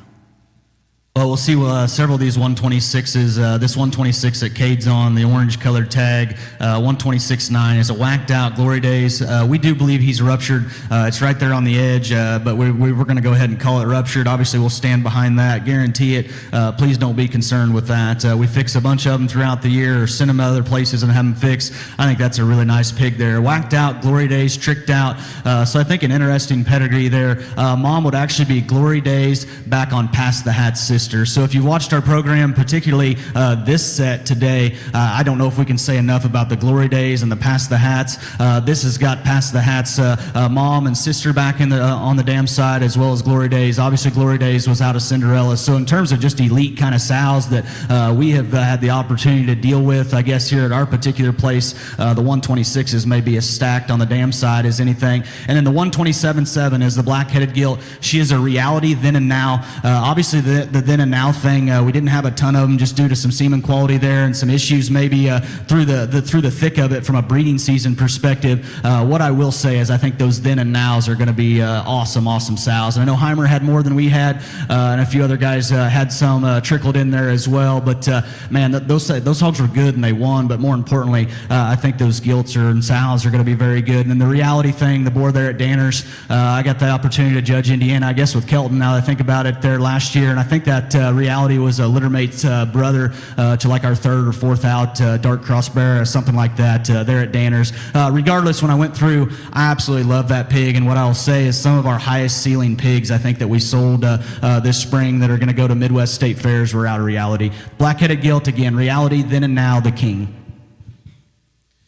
Well, again, not talking them together. Sometimes we come in a sell preview and we pair them up and we judge them, and that's not really the deal. We're buying individual pigs as we go. These are very, very different. But the bear pig or male pig here is one of those. He's sitting right in the middle of the sell order, and I would tell you, don't sleep there. We've already said our sell order really didn't matter, but this just looks like a feeding one there. If you talk about rib cage and body shape and being consistent from their forerib to their flank, this is one we've already commented several times today that, well, hey, this one filled up a little bit and maybe looks better today after he got in the feed or water just a bit more. This one could skip that morning of his feeding there and then still show and be able to win and get along. If you get on top of him, you got to be extremely impressed, and a beautiful color pattern there as well. The gilt here, the black-headed gilt, I didn't really actually follow the reality deal. I remember that barrow at Indy now, and this gilt just has a feeding look about her. And there's again, I know kind of cliche to say, but there's just not a top bone in that gilt's body at all. And if you just study where her skeleton is built, her angles, her flexibility is incredible. Level in her design and right in terms of her body depth and levelness there, underlying levelness. I think a gilt there that's just got a great chance to feed. We talked about show pigs not staying sound. She's never going to get out of bounds for you at all. Really good kind of a gilt. 91, and then the barra pig, the ruptured male pig there is 47. Again, Troy, there was a one nutter. There's a one that we think might be ruptured. It's actually a little smaller today than it was yesterday. I don't know where you're going to sit there. They're going to stand behind them, get them to the right vet, and everything will be kosher and be good. We end up with the trio coming in next here of Sloan's. The orange tag will be a gilt that's going to be tagged 48. Yellow tag is 69, and the blue tag, broken belted male, is tagged 54. Well, these would be mates to the two that we just previously saw. The two male pigs are more of those 126s. Those are the whacked out, the boar there at Hofschulte that I think is doing a very, very good job. I will say we've had just a handful of those, but it kind of seems, they kind of just seem to surface to the forefront. Those two probably differ just a bit in terms of feeding windows or how you want to push or hold or what you want to do. The gilt's another one of those realities, and I think I told Kelton last night or told the group last night, just show gilt-wise, that one may be as good from a silhouette perspective and a maturity perspective of our particular set as maybe as good in that regards as anything. She's another one of those 127 realities.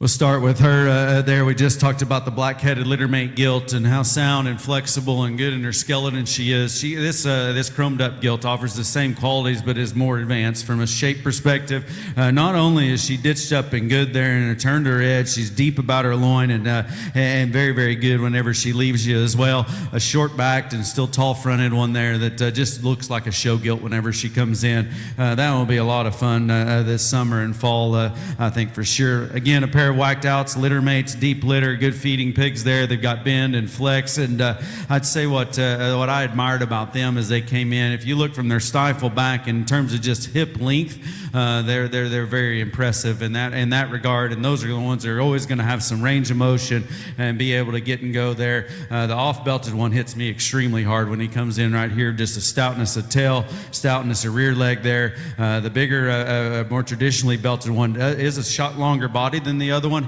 He's also longer fronted. He contains that same length of hip. It looks like one of those, if we need to show a little bit earlier in the fall there, then I think we can definitely do that with that particular male. He is tag 69. The blue tag off-belted one is tag 54, and then the 127 litter gilt is tag 48.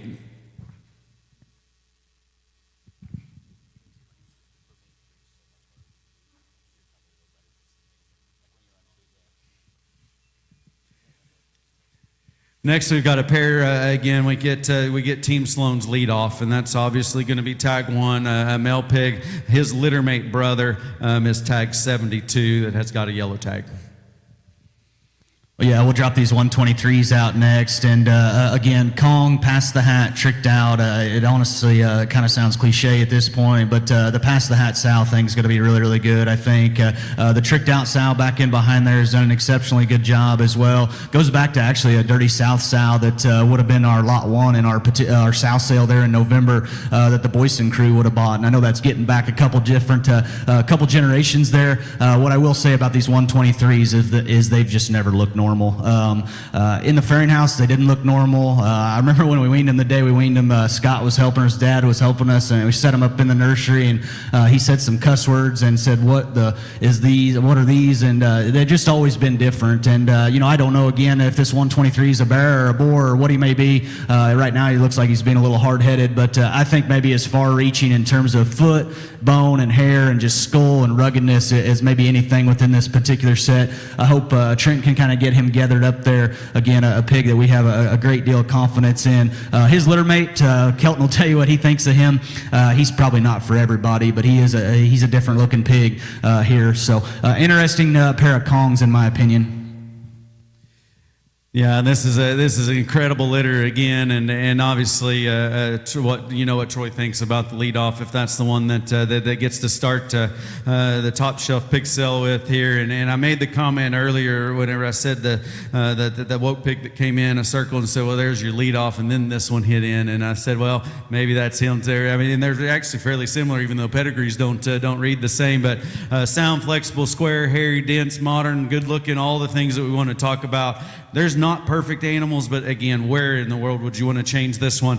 I think absolutely exceptional, and no matter where you're at in the country, what time of year you're at there, and then an awesome litter. Boar Barra, I've always made the comments there. They said, well, does he need to be a boar or need to be a Barra? In my mind, the ones that win Barra shows are ones that you think were crazy, or it was crazy that they cut them, and the ones that make the very best boars are the ones that you say, boy, he would have won any Barra show, and that's just my opinion. Again, 72, the litter mate's probably not for the faint of heart. I can tell you the first time I ever saw Kong, that's the closest to the one that's what he looked like. He was a little chubby, he's a little stout, he's a little bulky, and again, he respond to feed so well. And you talk about one that's that broad and that dense and that bulky and yes, that chubby, he can still flat get and go out of his hip and his rear leg, do what you want to with him. I bet you don't have to spend a whole lot of money on feed, and that one's going to be pretty good. 72, he's a litter mate to the lead off, which is obviously tag 1.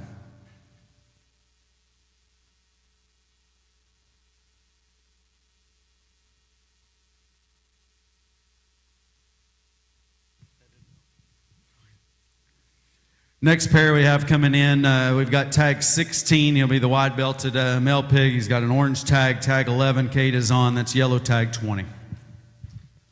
Well, yeah, thanks, Kelton. And we'll start with the loud marked one down there. And I'll be the first to say I apologize to my buddy Hilty.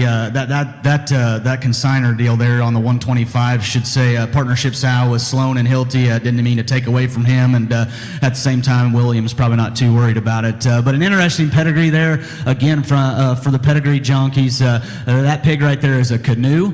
And then his mom is another first litter gilt that would be Wide Awake back on Cinderella. So we bred Cinderella to Wide Awake there a few seasons ago. She only had 2 daughters. Obviously, we own them in partnerships with our good buddies there, Hilty's in Pennsylvania. That pig, I think, he's just always looked good, honestly. He's always been short back, good looking, wild colored, obviously a pedigree. I don't know if you could ask for a better story, I guess, if you will, from a Wide Awake Cinderella perspective. And the canoe thing's been just exceptional here at our place.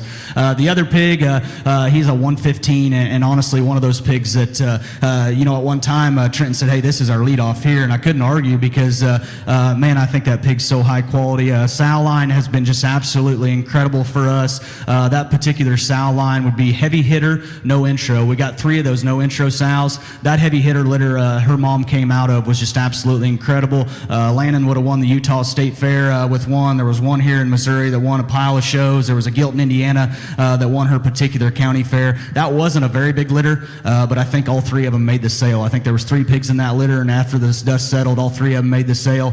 He does have just a little different testicle set. In my opinion, from a breeder's perspective, he for sure needs to beat a Barra, and that's where I'm at on him anyway. If you think differently, bid with confidence, I guess. But regardless, I think that one could be awfully good.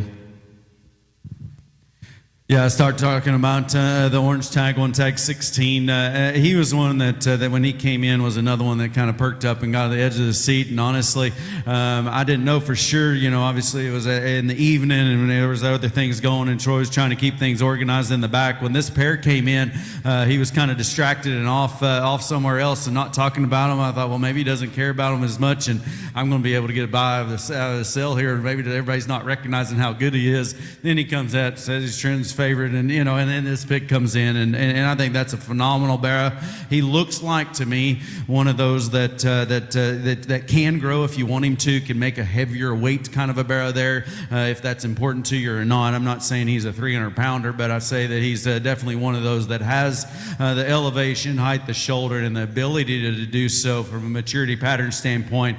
But he is absolutely monstrous. Even at this size, when you get on top of him, rib shape lays that foundation, and that one's going to be an incredible one. I do think if testicles are exactly perfect, size, build, and pedigree, we would almost say would be some board talk there. And again, the one comes in that Cade's on, and when he grabs his head and gets across the ring, when he comes right at you, like we talked about on a couple more, his head comes in, chest shot right there. He's going to the pin. He comes back out, and you realize how athletic he is. He's going straight back and sling back in the top end of a class, no matter where you're at.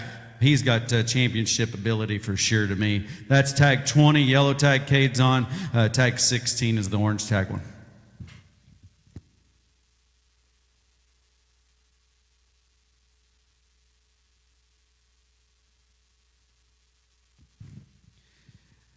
Next pair we have coming in, we've got a gilt. She'd end up, obviously Troy's going to tell you, but that's a 123-liter gilt there. She's tag 36. The yellow tag male pig will be tag 71.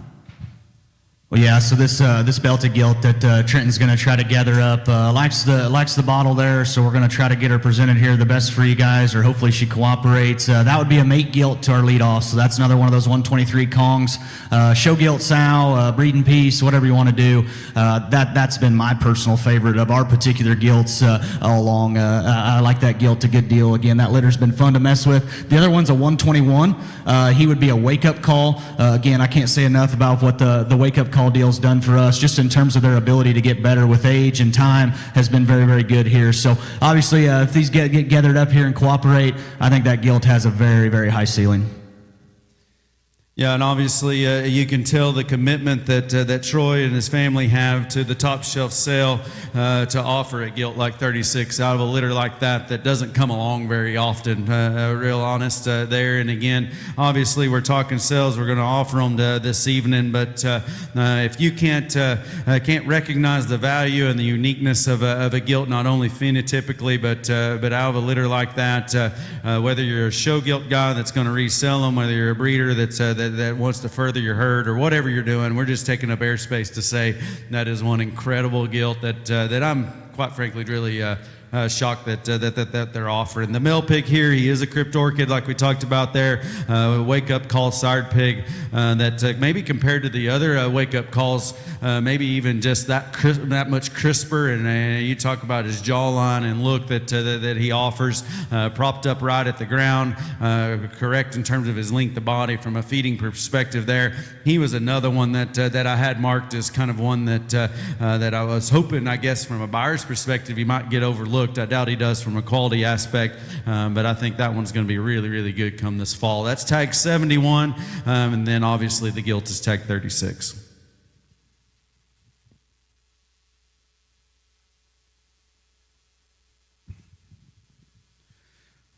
We'll have a trio again here. We've got tag 37. It's a gilt here that's going to be mainly a more black gilt, I guess is Shay. Tag 37. She's a 115 liter. A mate boar pig will be the yellow tag 95, and then blue tag 43.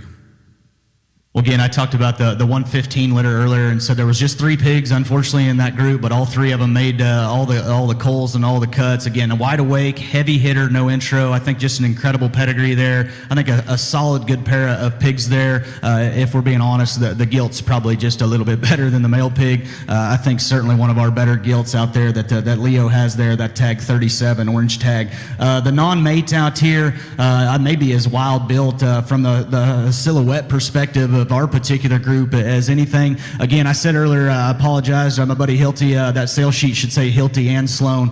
Those 125s is a partnership sow. So again, Canoe, wide awake, back on Cinderella. I think an incredible pedigree. Show gilt sow, story, whatever you want to do. I think that one has some wild, wild pieces. Yeah, for sure. And I mean, if you see that litter mate male and then you found a litter mate gilt, to say their commitment to offering the females that not only win the show ring but can go on and do more, then that's obvious in that tag 43. This off-belted gilt that comes in tag 37. Again, she probably is the biggest bodied. She's the densest in her bone work probably that we've had of the gilt. So I made a comment there earlier that this gilt was going to win. If you go, but then a gilt like this would roll in the next class and say, well, now she's even that much stouter and that much burlier. And I guess those words that come there, but still elegant in her look and soft and comfortable at the ground, bendy on her back leg and big about her tail. That's a very, very good kind of a gilt there that's got a great big back leg. Neat, sharp-looking gilt there that Kate's got. Obviously, look, presence, and shape is always going to be in her favor. She's a little bit greener than the other one, I'd say, comparatively, if you've got these 2 gilts in the show ring. But again, high tying, neck comes out where it needs to, and still her arm shape is right. Phenomenal set of gilts that run throughout the entire sale. Again, she's going to be tagged 43. The off-belted gilt is tagged 37. The lone male in this trio right here is tagged 95.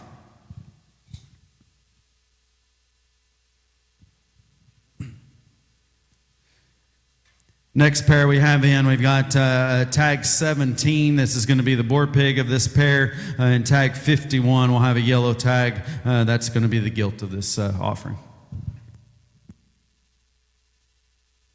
As we get into some of these, we take a jump up maybe from a Sloan perspective just in terms of size, and I don't know if that's what you're looking for or you're not looking for, but it seems like maybe we just hopped up just a bit in terms of size. I know some guys are worried what age they need to be anymore, and at the end of the day, I don't think any of us know. What I will tell you, this 110-1 has always been one of my personal favorites, and again, sounds cliche, and everybody's probably tired of me talking, considering we've got 52 or 3 lots, and I don't want to take away from the other consigners. We have them here for a reason. Obviously, they brought a really good group of pigs, and man, I'm fond of a lot of them. What I will say though, of the Sloan group, this tag 17 was he was always one of my favorites. He's always looked like that. He's always stuck out.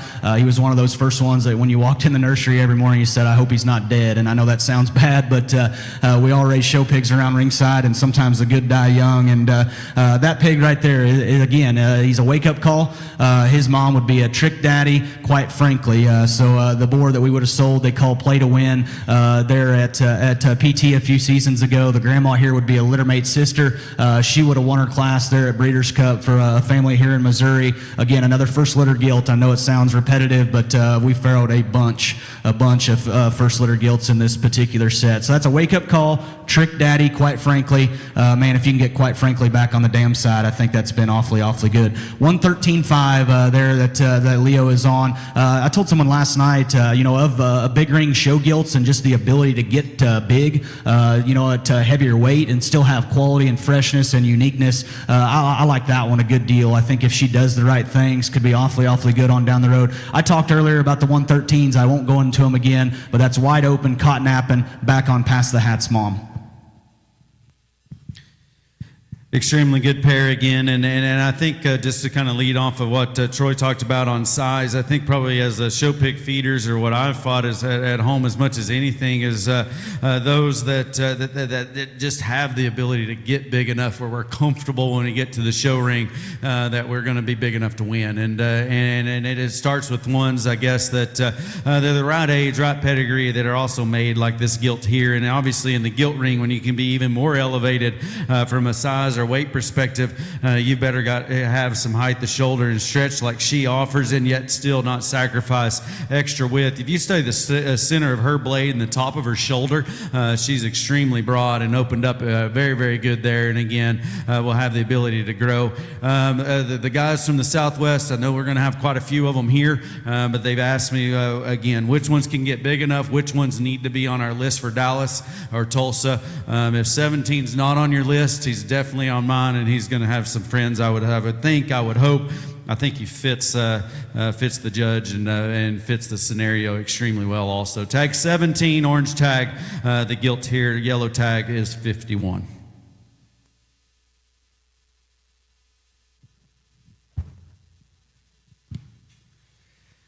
Get a trio in the ring next here. We're continuing on Team Sloan. We've got tag 44, which is the orange tag, Boar Pig. A littermate gilt is the yellow tag 41, and blue tag traditional belted male pig will be tag 21.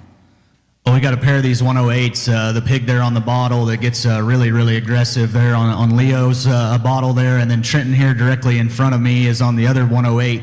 These would be Glory Days, good company, backdrop, and you know, honestly, if we're just being truthful, a lot of times, you know, we talk about Glory Days, and what people forget is we took a mate boar to PT that year that Platt would have bought that he called Good Company, and as good as those Glory Day sows have been, our Good Company sows have been equally as good. Obviously, litter mates go back to Cinderella.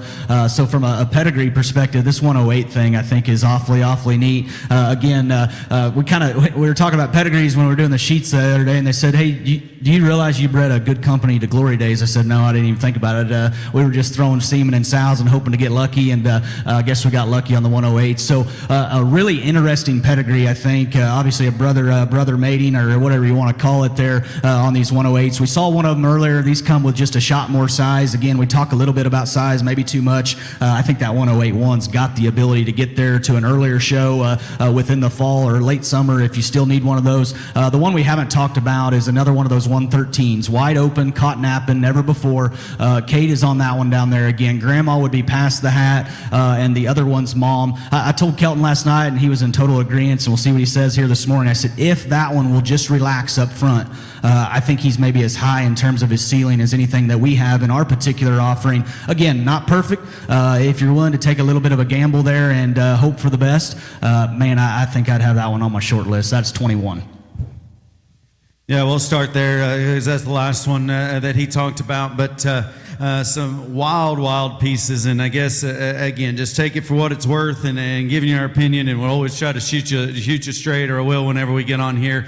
If I was a feeder that I was just going to feed one show pig, that wouldn't be the one I was going to buy. But if I was going to put a set together and try to win the big banner, I would have him in the arsenal for sure. Because when things kind of, like you say, relax and do the right things, he'd be the one that you wish that you had that in the barn you'll be scared to show against. And I went back and got him up last night, and that is a wild looking critter to me that again at market weight, wherever we sit, I think tag 21 could definitely ring a bell. The next pair there that we talked about, obviously kind of neat there on the pedigree. I think again, if you read it, you'd say, well, that Sloan was really good, doing some background checking and figuring it out and going, or he's just kind of off. But I think to your benefit, that brother-sister mating as we kind of go through there is going to be awesome to have. You've got a gilt there. To me, again, I think she looks like a sow, I guess I'd say. When you get in here, muscle texture, body shape, and just where she fits from a frame size perspective, looks like a very good kind of a female, and obviously extremely comfortable. The aggressive male pig here, I bet he's going to be aggressive on the feeder too whenever you get him home and go. But big rib, big cage, big chest, thick arm, and still good there. He's immature maybe when he leaves you. Maybe his lower ham there, maybe the seat of his pants needs a punch up just a bit. But when he comes at you and your eat is spread up top, you know he will. Very good kind of an individual there. Again, we talked about the Glory Days, good company stuff there. That's tag 44. The other male pig was tag 21 that we talked about first, and the 108 gilt is tag 41.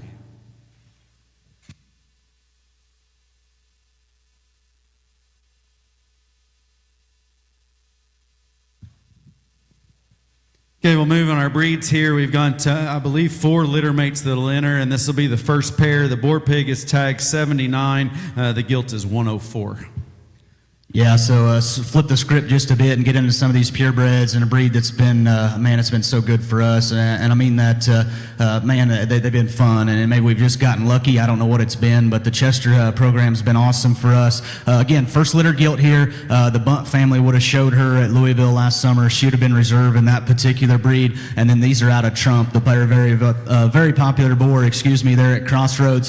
So I think an awesome pedigree. Mom, again, was a reserve grand there at the National Summer Spectacular, or whatever it may be called there in Louisville. A pair of them here that probably differ, obviously, just in terms of frame size and where they fit. The male pig's always been just a little more moderate. Is he just stout enough? That's probably the question you ask yourself. And then you look at this 4 gilt, and I think she's awfully good. I told someone last night, it sounds crazy because it's April, and man, we've been selling pigs for seems like 4 months now for Midwest shows. I think that gilt, crazy or not, has the ability to still get to an August show and hang a banner, and I truly mean that. A little more elevated, a little more extended, looks like the big green kind, and if that's your goal, I think she can get there. And if you want to kind of coast her and go just a little bit slower, I think obviously fall's still going to work. That's the -4. Yeah, I'd definitely be lying to you if I told you I knew what Chesters need to look like at this particular stage. The one thing I am smart enough to know is that if I'm going to have a Chester, I'm going to try to buy one from Sloan, and they've got a little different look about them. I think you can tell that by its first 2. You'll see that in the next pair also. But that boar pig did hit me extremely good, and Troy might have said, well, I don't know if he's quite as stout, but I still read that one stout from a muscle perspective, rib perspective. He's wide between his eyes, and I read that one plenty stout enough once you get into the Chester ring to have that kind of look. He's clean jointed, and he's still good at the ground, and has a unique presence about him with that shape. The gilt's extra aggressive about her shape. All she needs to do is mellow and chub just a bit whenever you go. Again, you talk about late summer, and whenever we get there, obviously they work from an age perspective, but whenever you get into particularly, I think this breed, for the guys that you've got sorting there, weight or I guess size don't necessarily matter. It's going to be quality, and that gilt will fit right there at the top. You get in behind her, she has got a big upper hip and pin set for sure. Again, this is a pair of 4 that we're going to have in the Chester deal. Tag 79 is the male, and tag 104 is the first gilt.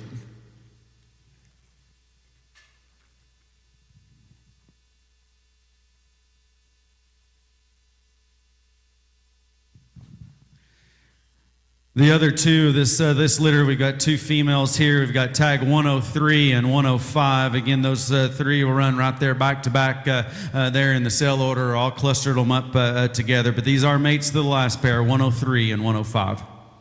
Well, again, same song and dance, just like Kelton said, and I'll let you kind of tell let him tell you or his opinion, What I will say is I think -3's solid.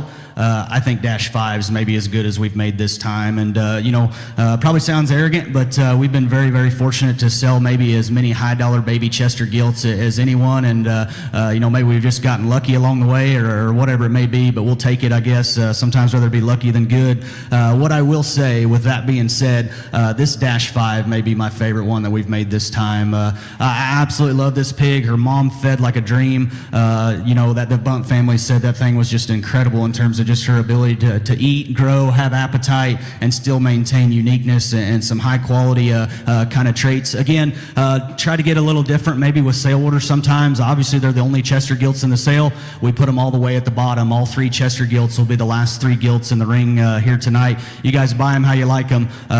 Man, good pures are hard to come across. Now, I think this -5 is very, very unique.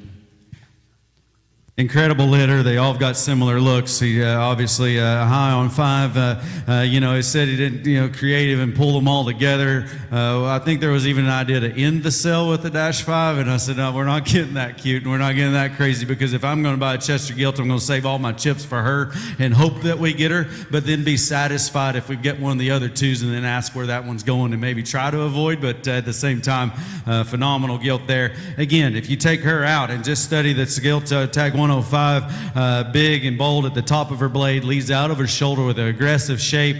She's still got a comfortable rear leg. It bends and flexes extremely good. Again, there's not going to be very many or any like the 103 left in the country there. If we avoid her just a bit, I bet this 105 gets a banner as well. Again, 4 really, really good chesters. There's 3 gilts and a male. This happens to be 103 and 105. All 3 of those gilts will sell together towards the end or at the end of the sale. Move back to the crosses here. We've got 4 more from Team Sloan to go. We've got a pair of male pigs here. Yellow tag will be tag 50. Orange tag will be 68.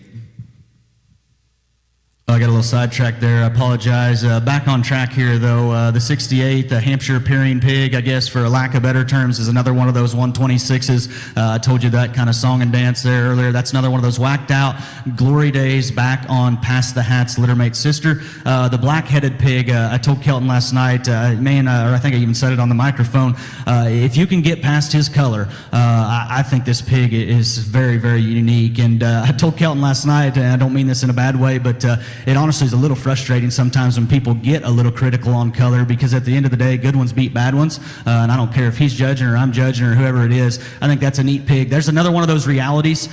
His mom would be a Glory Days Young Love. The Young Love sow back in there is the sow that we call Patty, that would have won 3, or been Grand Reserve at 3 big national shows there a few summers ago for Cade. And obviously we're getting into some of those daughters now, and I think that's where her real value is going to be. He's just incredible, I think, in terms of his presence. So neat pig. Obviously needs to do the right things. If you can accept his color, I think he has a high ceiling for sure.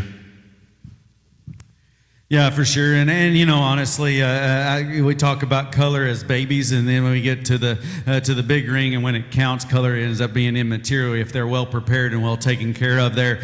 Talked about reality. I said that earlier in the preview. I didn't actually know what he was, and I'm just awful at following things. We don't breed them anymore. I don't, and go there. But I remember that barrow at Indy, and I'm going to say this one resembles a lot of the same qualities and attributes that he offered there. This is a big-bodied, soft, flexible, stout kind of a pig here. Again, feeding window, I think, could go about wherever you wanted to. And again, don't dismiss because of color. Now you've got guys ringside. You can ask their opinion there. I don't think it's unattractive, and that's a very, very good pig there in tag 50. Tag 68, he may be the biggest ribbed one that we've seen in terms of just spread and outward curve to his cage. That one still reads good up top. He's got the extra, I guess, say length of body to maybe give you the indication that he can grow if you want to, but he matches that rib width and density there with a stout mug there as well. That's tag 68. He is a crypt orchid there, as we talked there, always stand behind those. But tag 50 blackhead, tag 68 is the belt.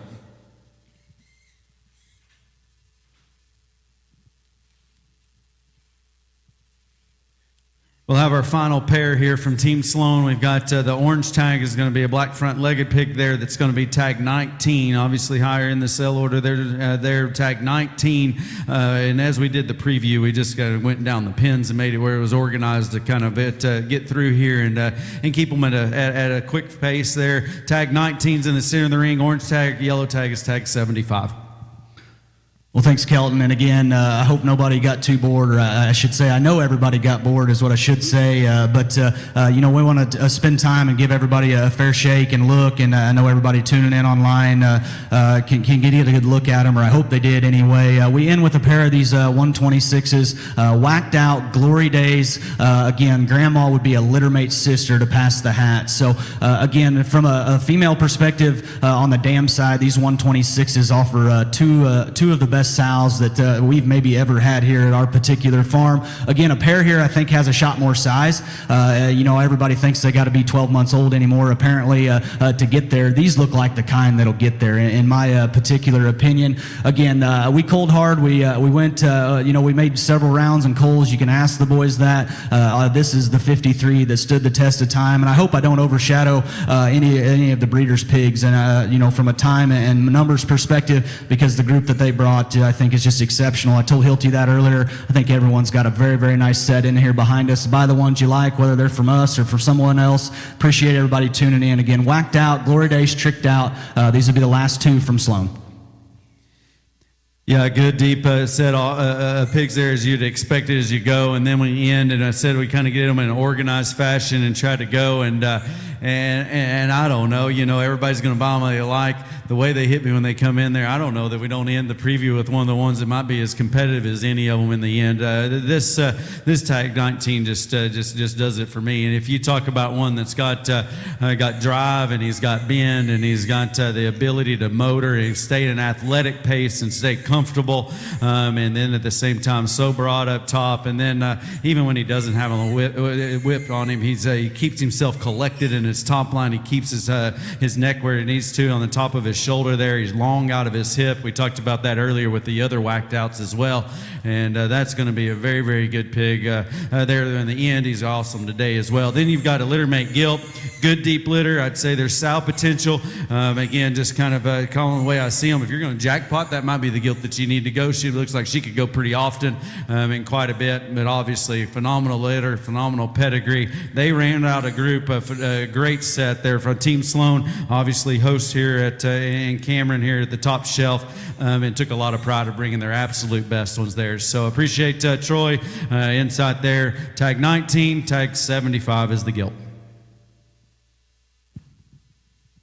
Going to switch through. I think we've just got to maybe a dozen more, or maybe even a shot less than that. So we're about to the conclusion here of the preview here this morning. We're going to move over to Mark Gray and his set. We start with a trio here. The Duroc is going to be tag 100. The crossbreds here, the yellow tag will be tag 62. The thinner belted male pig is a blue tag, and he is tag 28.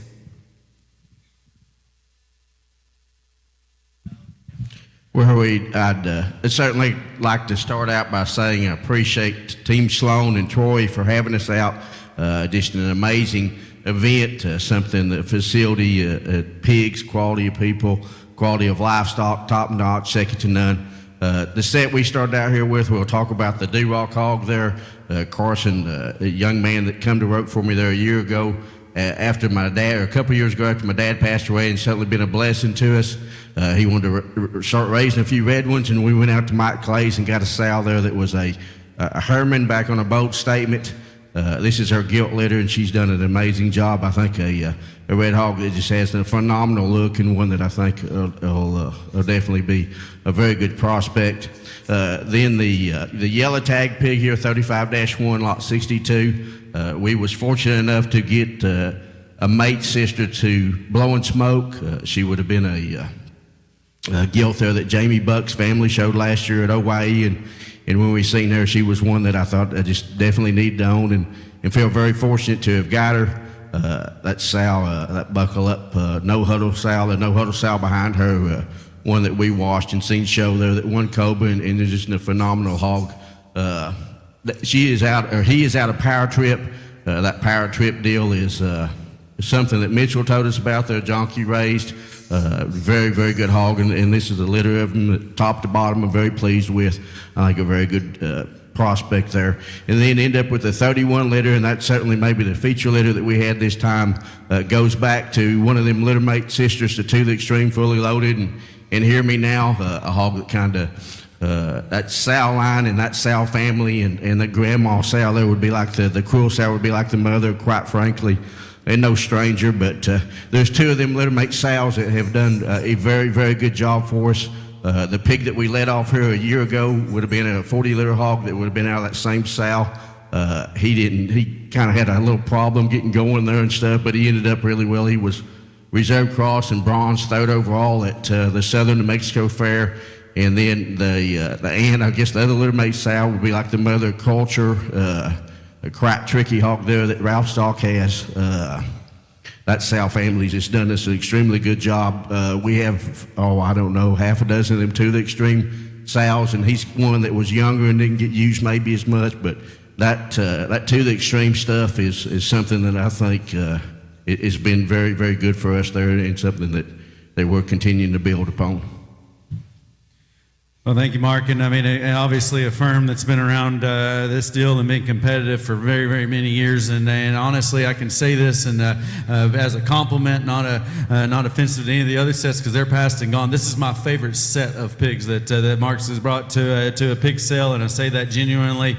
This off-belted or thin-belted one in the center of the ring, pound for pound, or I guess relative to weight, that's the biggest backed pig in the show or in the sale today, and that is going to be a very, very competitive show barrow. I think you could show him often if you wanted to, because he's got the width and I guess ability to stay together if that's your MO. But I guarantee you, there in the end, that is going to be one really neat show pig in here, and hits me extremely hard. The full belted sag 63 is a little bit greener, I guess you'd say, when he comes in here, but still look and presence. His jawline is just scripted. It looks like he just carved it out with a knife, and still big back, and his forerib shape reads true.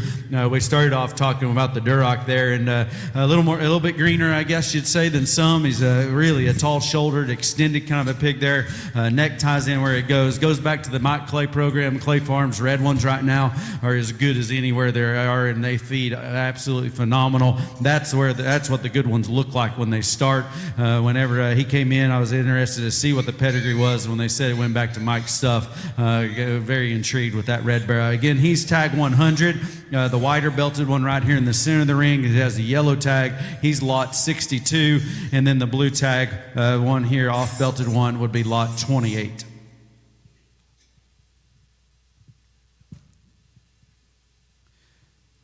The final two here that Mark brought in gray show pigs here, we've got their lead off would be the yellow tag. He is tag 5, and then the orange tag would be lot number 84.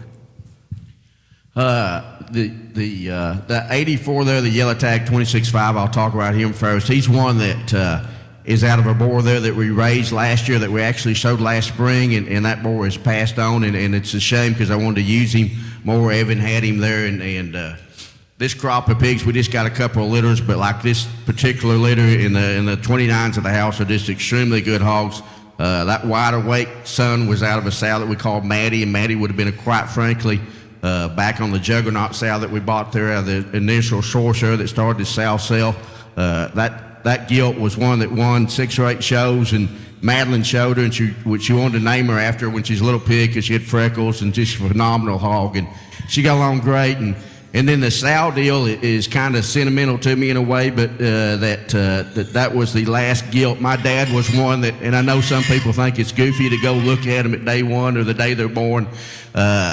He loved to see them. I mean, he loved to go look at day one old pigs and go in the Farron house. That was his place to be, and he wanted to. That sow was born there in the middle of June, and he told me, he said, "Hey, set that gilt out there." And of course, it was warm on the green grass. He loved me to set them out, and he looked at it and said, "That looks pretty good." And then he had his health issues in July, and when he got back out of the hospital, that was a hog he asked me about, that sow. So I just carried her in there and set her on the living room floor. So that pig means a lot to me. That sow, I think, is one that, Dad never wanted me to show them real elite gilts. He wanted me to put them on the floor and feed them out and don't take no chances. We did nominate her, and we showed her one time at the county, and she was grand, and she's one that'll die there. But I think that's a very good pig, and that sow getting started in a very good litter, and we kept the mate sisters there at the house, and just very pleased with that. And then the 31 liter hog there is getting kind of upset. That is maybe one of my favorite pigs that I've ever made, and certainly one that I like as well as anything I've had out in the wall. We talked about his mate a while ago on that to the extreme deal, and quite frankly, and how good them sows are. And Mitchell tells me that quite frankly, seeming he still can't keep enough of it, and I'm still using it. And it's them sows have been generators. Everything goes back to that quill sow. The more you put in there, the better. And then I wanted to use that wide open because it ties them sows at Levi's together. That's been doing a good job. So he was made and bred for a reason. They're trying to tie all them sow lines and sow families together. That is one that was right inside the doors where that sow was, and she was put there for a reason. Right when we walked in every day, I mean, that's the first litter I seen and the first pigs I looked at, and it was weaned there in that crate, and the water faucet, so every time we washed our hands or done anything, that pig was looked at, and he's been one since he was on the sow, and since he was born. I knew I was going to bring him here, and one that we're extremely proud of, but in that lot 5.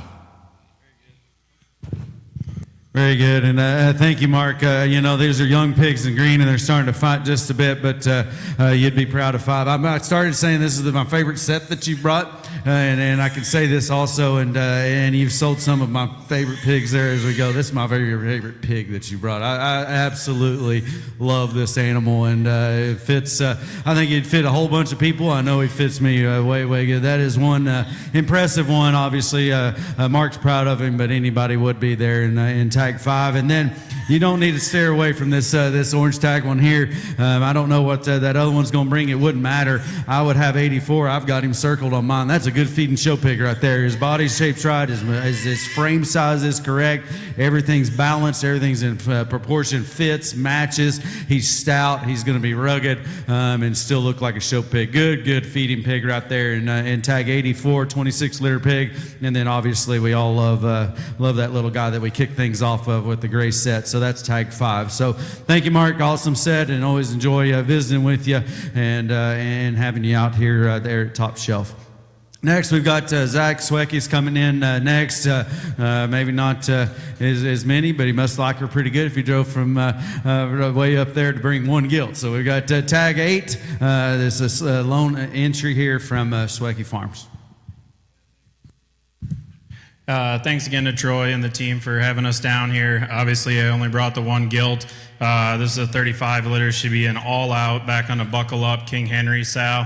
The buckle up females have been very good for us at home. We farrowed a lot of those gilts this time around, and I think they're going to make some very good females. This gilt here, and then goes back to the King Henry, which he was a full sib to Rusty Cage there. So that 2810 sow, the visionary sows on both sides there, the mom. But just a gilt that I think, just in terms of her look from the side and the way that she's put together, and one that you can probably feed on, I think, for a very long time. Yeah, obviously, just one, and the quality speaks for itself there. But I think the one thing, obviously, we've all seen how competitive the all-out deal has been, and how much traction they've had. Obviously, the high-selling gilt there at OIE, and everybody talks about how incredible she was. But then all the barrows that have won and the gilts that have gone. And again, I kind of made, I almost set up residence in Oklahoma this last fall, and so got to see a lot of all-outs. And the ones that I followed and went, this is how they started. This kind of waspy look up front, little tiny skinny neck, and still at the same time they get powerful. If you've ever seen the boar, power, width, and just dimension would never be a question there. With that same look, design pin set there, really good. Gilt out all out, and obviously we heard about the buckle up side on the south side of there. So again, Zach only brings one of them. I think a very good kind of a gilt here for sure. Show gilt sow wherever our direction is, and I bet she's got some stretch if you want to go a little further in the fall there as well. That's tag number 8. Thank you, Zach. 2 more firms to go. I think we're down to our final 6 or 7 there to offer. We've got True Genetics in next. There they've got 4 here to showcase at the top shelf. Again, this is going to be True. We've got tag number 66 is going to be the belted male pig. The spotted male is going to be tag 87. Okay, well, let's switch gears. If you're following there, just scroll 2 down. We've got the gilt here. It's going to be yellow tag number 10. We're actually leading off a True set with a gilt, tag 10. The male pig there is going to be a litter mate. He is tag 32.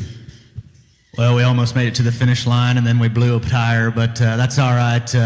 These pigs that True brought are good, and they didn't have the opportunity, or the head guys there, Ryan and Brian didn't have the opportunity to come, and certainly excited to talk these, I guess. Was going to have somebody else do them, and they said, well, they're out of your sow, so get on in there and talk about them. So with that being said, this 52 litter would be out of the reserve grand gilt at the Indiana State Fair last year, a gilt that we fortunately were lucky to raise, I guess, here at Team Sloan, that crew showed there out in Indiana. And I know not only was that reserve incredible of this, the mother of these, but obviously the one that beat her was very good. And that gilt show in Indiana, it sounded like was one for the record books. And this pair is just so good. A pair of them that have a tick more size. And again, we're not here just to talk about size only, but I know some guys are maybe interested in getting some to an earlier show and with the fall. These are Wokes, Trick Daddy, Unashamed. Again, Mom was reserve grand at Indiana. I think a pair that's just so good in terms of quality. And I know that's just kind of a broad, boring statement, but that's the first thing I think of when I see this litter of pigs or this pair of pigs out here to get started. They're just high quality in my opinion. Yeah, for sure. And we ended up choosing to start with the gilt, and there's things that come to mind. We've commented as we've gone through it, so the breeders and consigners, but I don't know how long they've been assembling sows there at True, but as soon as I hear of True, I think of not just dollars, but quality of females that they've laid in, and obviously they're reaping the benefits of doing that there. And when this gilt came in, my thought process was if they wouldn't have consigned it, they probably would have tried to buy her, and I think she is of that quality, particularly with that kind of a pedigree. Again, bend and flex and arm shape and where her front foot sits, length of hip, and combining that with muscle shape. And both of these, as Troy said, offer quality, and a lot of times we think that that's look and attractiveness. That's also being able to tie that with that kind of a balance, top line assembly, and staying collected in their spine and still being able to reach and go. This is a really neat kind of a pair there. Isaiah and I talked quite a bit about this belted pig and where you see he fits from a boar perspective or bear perspective. There, I think he's got to be high on your list. Again, he's got some more size and still maturity pattern where you could kind of push and go. He's definitely not too big and out of bounds to make those Southwest Falls state fairs or shows that we talk about there. Huge rear leg column, sound, flexible, and truly one of those that runs uphill. That one is tag 32. The littermate gilt that kicks things off for True is tag 10.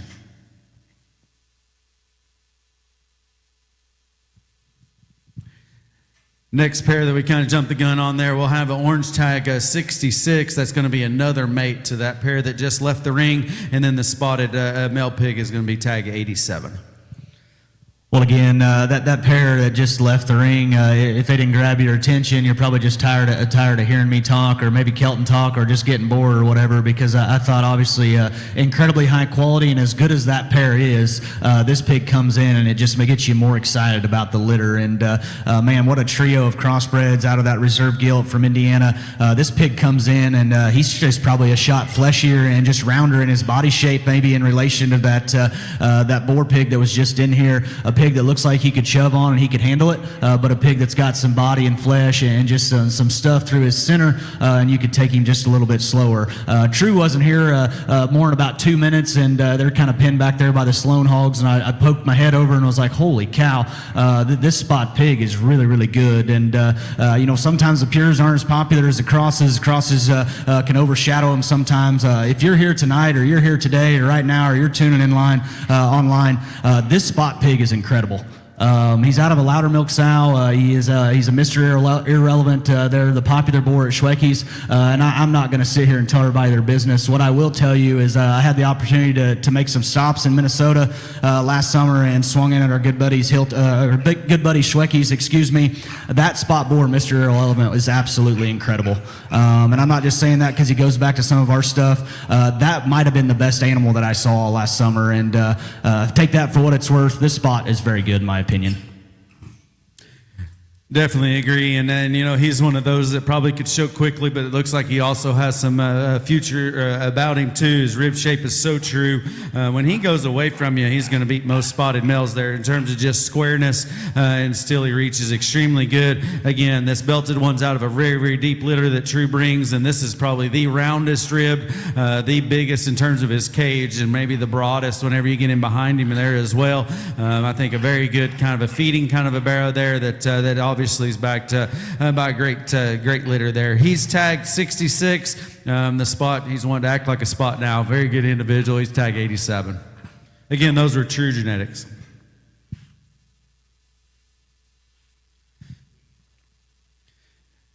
As we bring Boble in here next, that's going to be our final consigner. And again, I want to thank everybody for coming. When we'll wrap up things, but remember the sale is this evening. It's a live sale here, Top Shelf, as you all well know. It's at 7 p.m. and an online bidding will be through CCI.live. Make sure you get on there and register and go. We'll post this preview on Walton Webcasting's website and Facebook, and as well as Kennedy Ventures.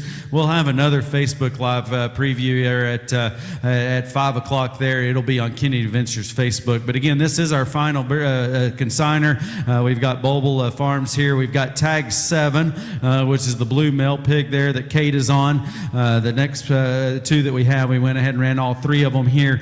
We've got the belted one, orange tag 30, boar pig there that Ella's on.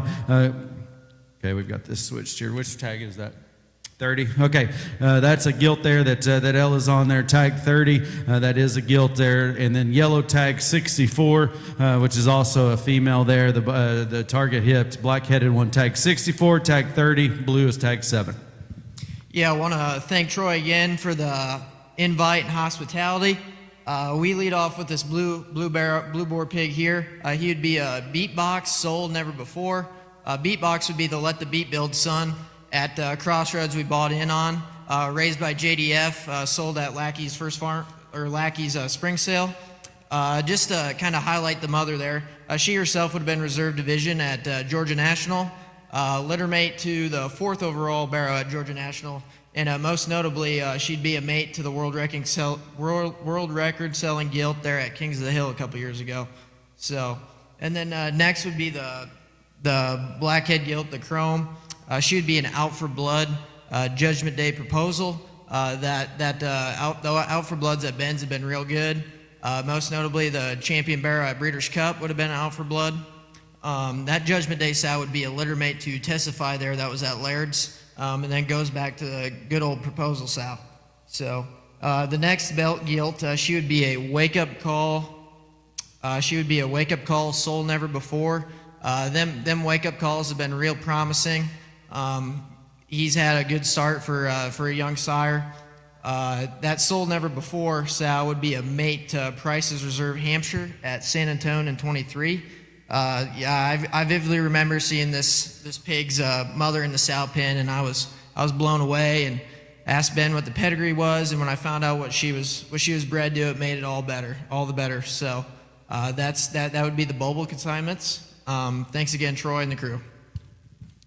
Awesome, appreciate you there. And we finished the preview here. Great style. Obviously, Boble synonymous with quality, with boars, with gilts, and with show pigs that feed and go. And they're also synonymous with bringing stout featured, very dense and pigs there. And that's the way I would describe this blue one here. Obviously, most shows and particularly major events have a blue division there that they go, but it wouldn't matter what color. This one's going to fit in the mix. And that one maybe is wide between his eyes and stout about his arm and thick about his rear leg of any of them that we've seen there. He's a small little pig there, and he's green about his muscle, but he's set on his corners and looks like one of those you threw all 105 of them out there and said, hey, Boble brought one. I would probably have picked him and said, that's Boble's consignment right there. He looks like what you guys typically bring, and an awesome kind of a pig there that'll be very competitive. The pair of gilts, there are a little bit of differences, kind of pick your poison. We've seen what the wake-up calls have looked like, and she fits right in the mix in terms of muscle texture and squareness, ability to drive off of her front end and still love her maturity pattern and look up front. I know they're really high on this black-headed one here, and her length of body shape, and squareness is extremely good. And not to mention, but these 2 gilts would be the only gilts sold out of this group here. So just food for thought. Keep that in mind. Yeah, I think for sure. And I think if you notice the gilts throughout the offering with all the consigners there, very selective, very unique set of pedigrees and phenotypic properties there that don't indicate that they're usually gilts that are offered very often. And that's kind of where we would conclude. You know, top shelf sale, like we talked about, crazy ideas, not atypical of Sloan to maybe try to think out of the box and do things there. But on a Wednesday night in the middle of Missouri, in the middle of April, I guess that saying, build it and they will come, is there. But whenever there's good pigs with the breeders, or great pigs and great consigners with a set of breeders that are this prominent, I think you've got to tune in regardless when and where it is. If you can't come, or we would invite everybody to come this evening, like we say, we'll have another preview at 5. Dinner is going to be at 6:30. It'll be absolutely phenomenal. Hospitality here is incredible. If you're able to come, we invite you to meet us there for dinner. If you're not able to come, there is live bidding through CCI.live. It'll be streamed there. The sale will start at 7 o'clock promptly. There's 105 lots. We'll get through them quickly tonight and get everybody going there. But again, 7 o'clock, Top Shelf Spring Edition will be held on CCI.live. Appreciate it again. See you back at 5 o'clock.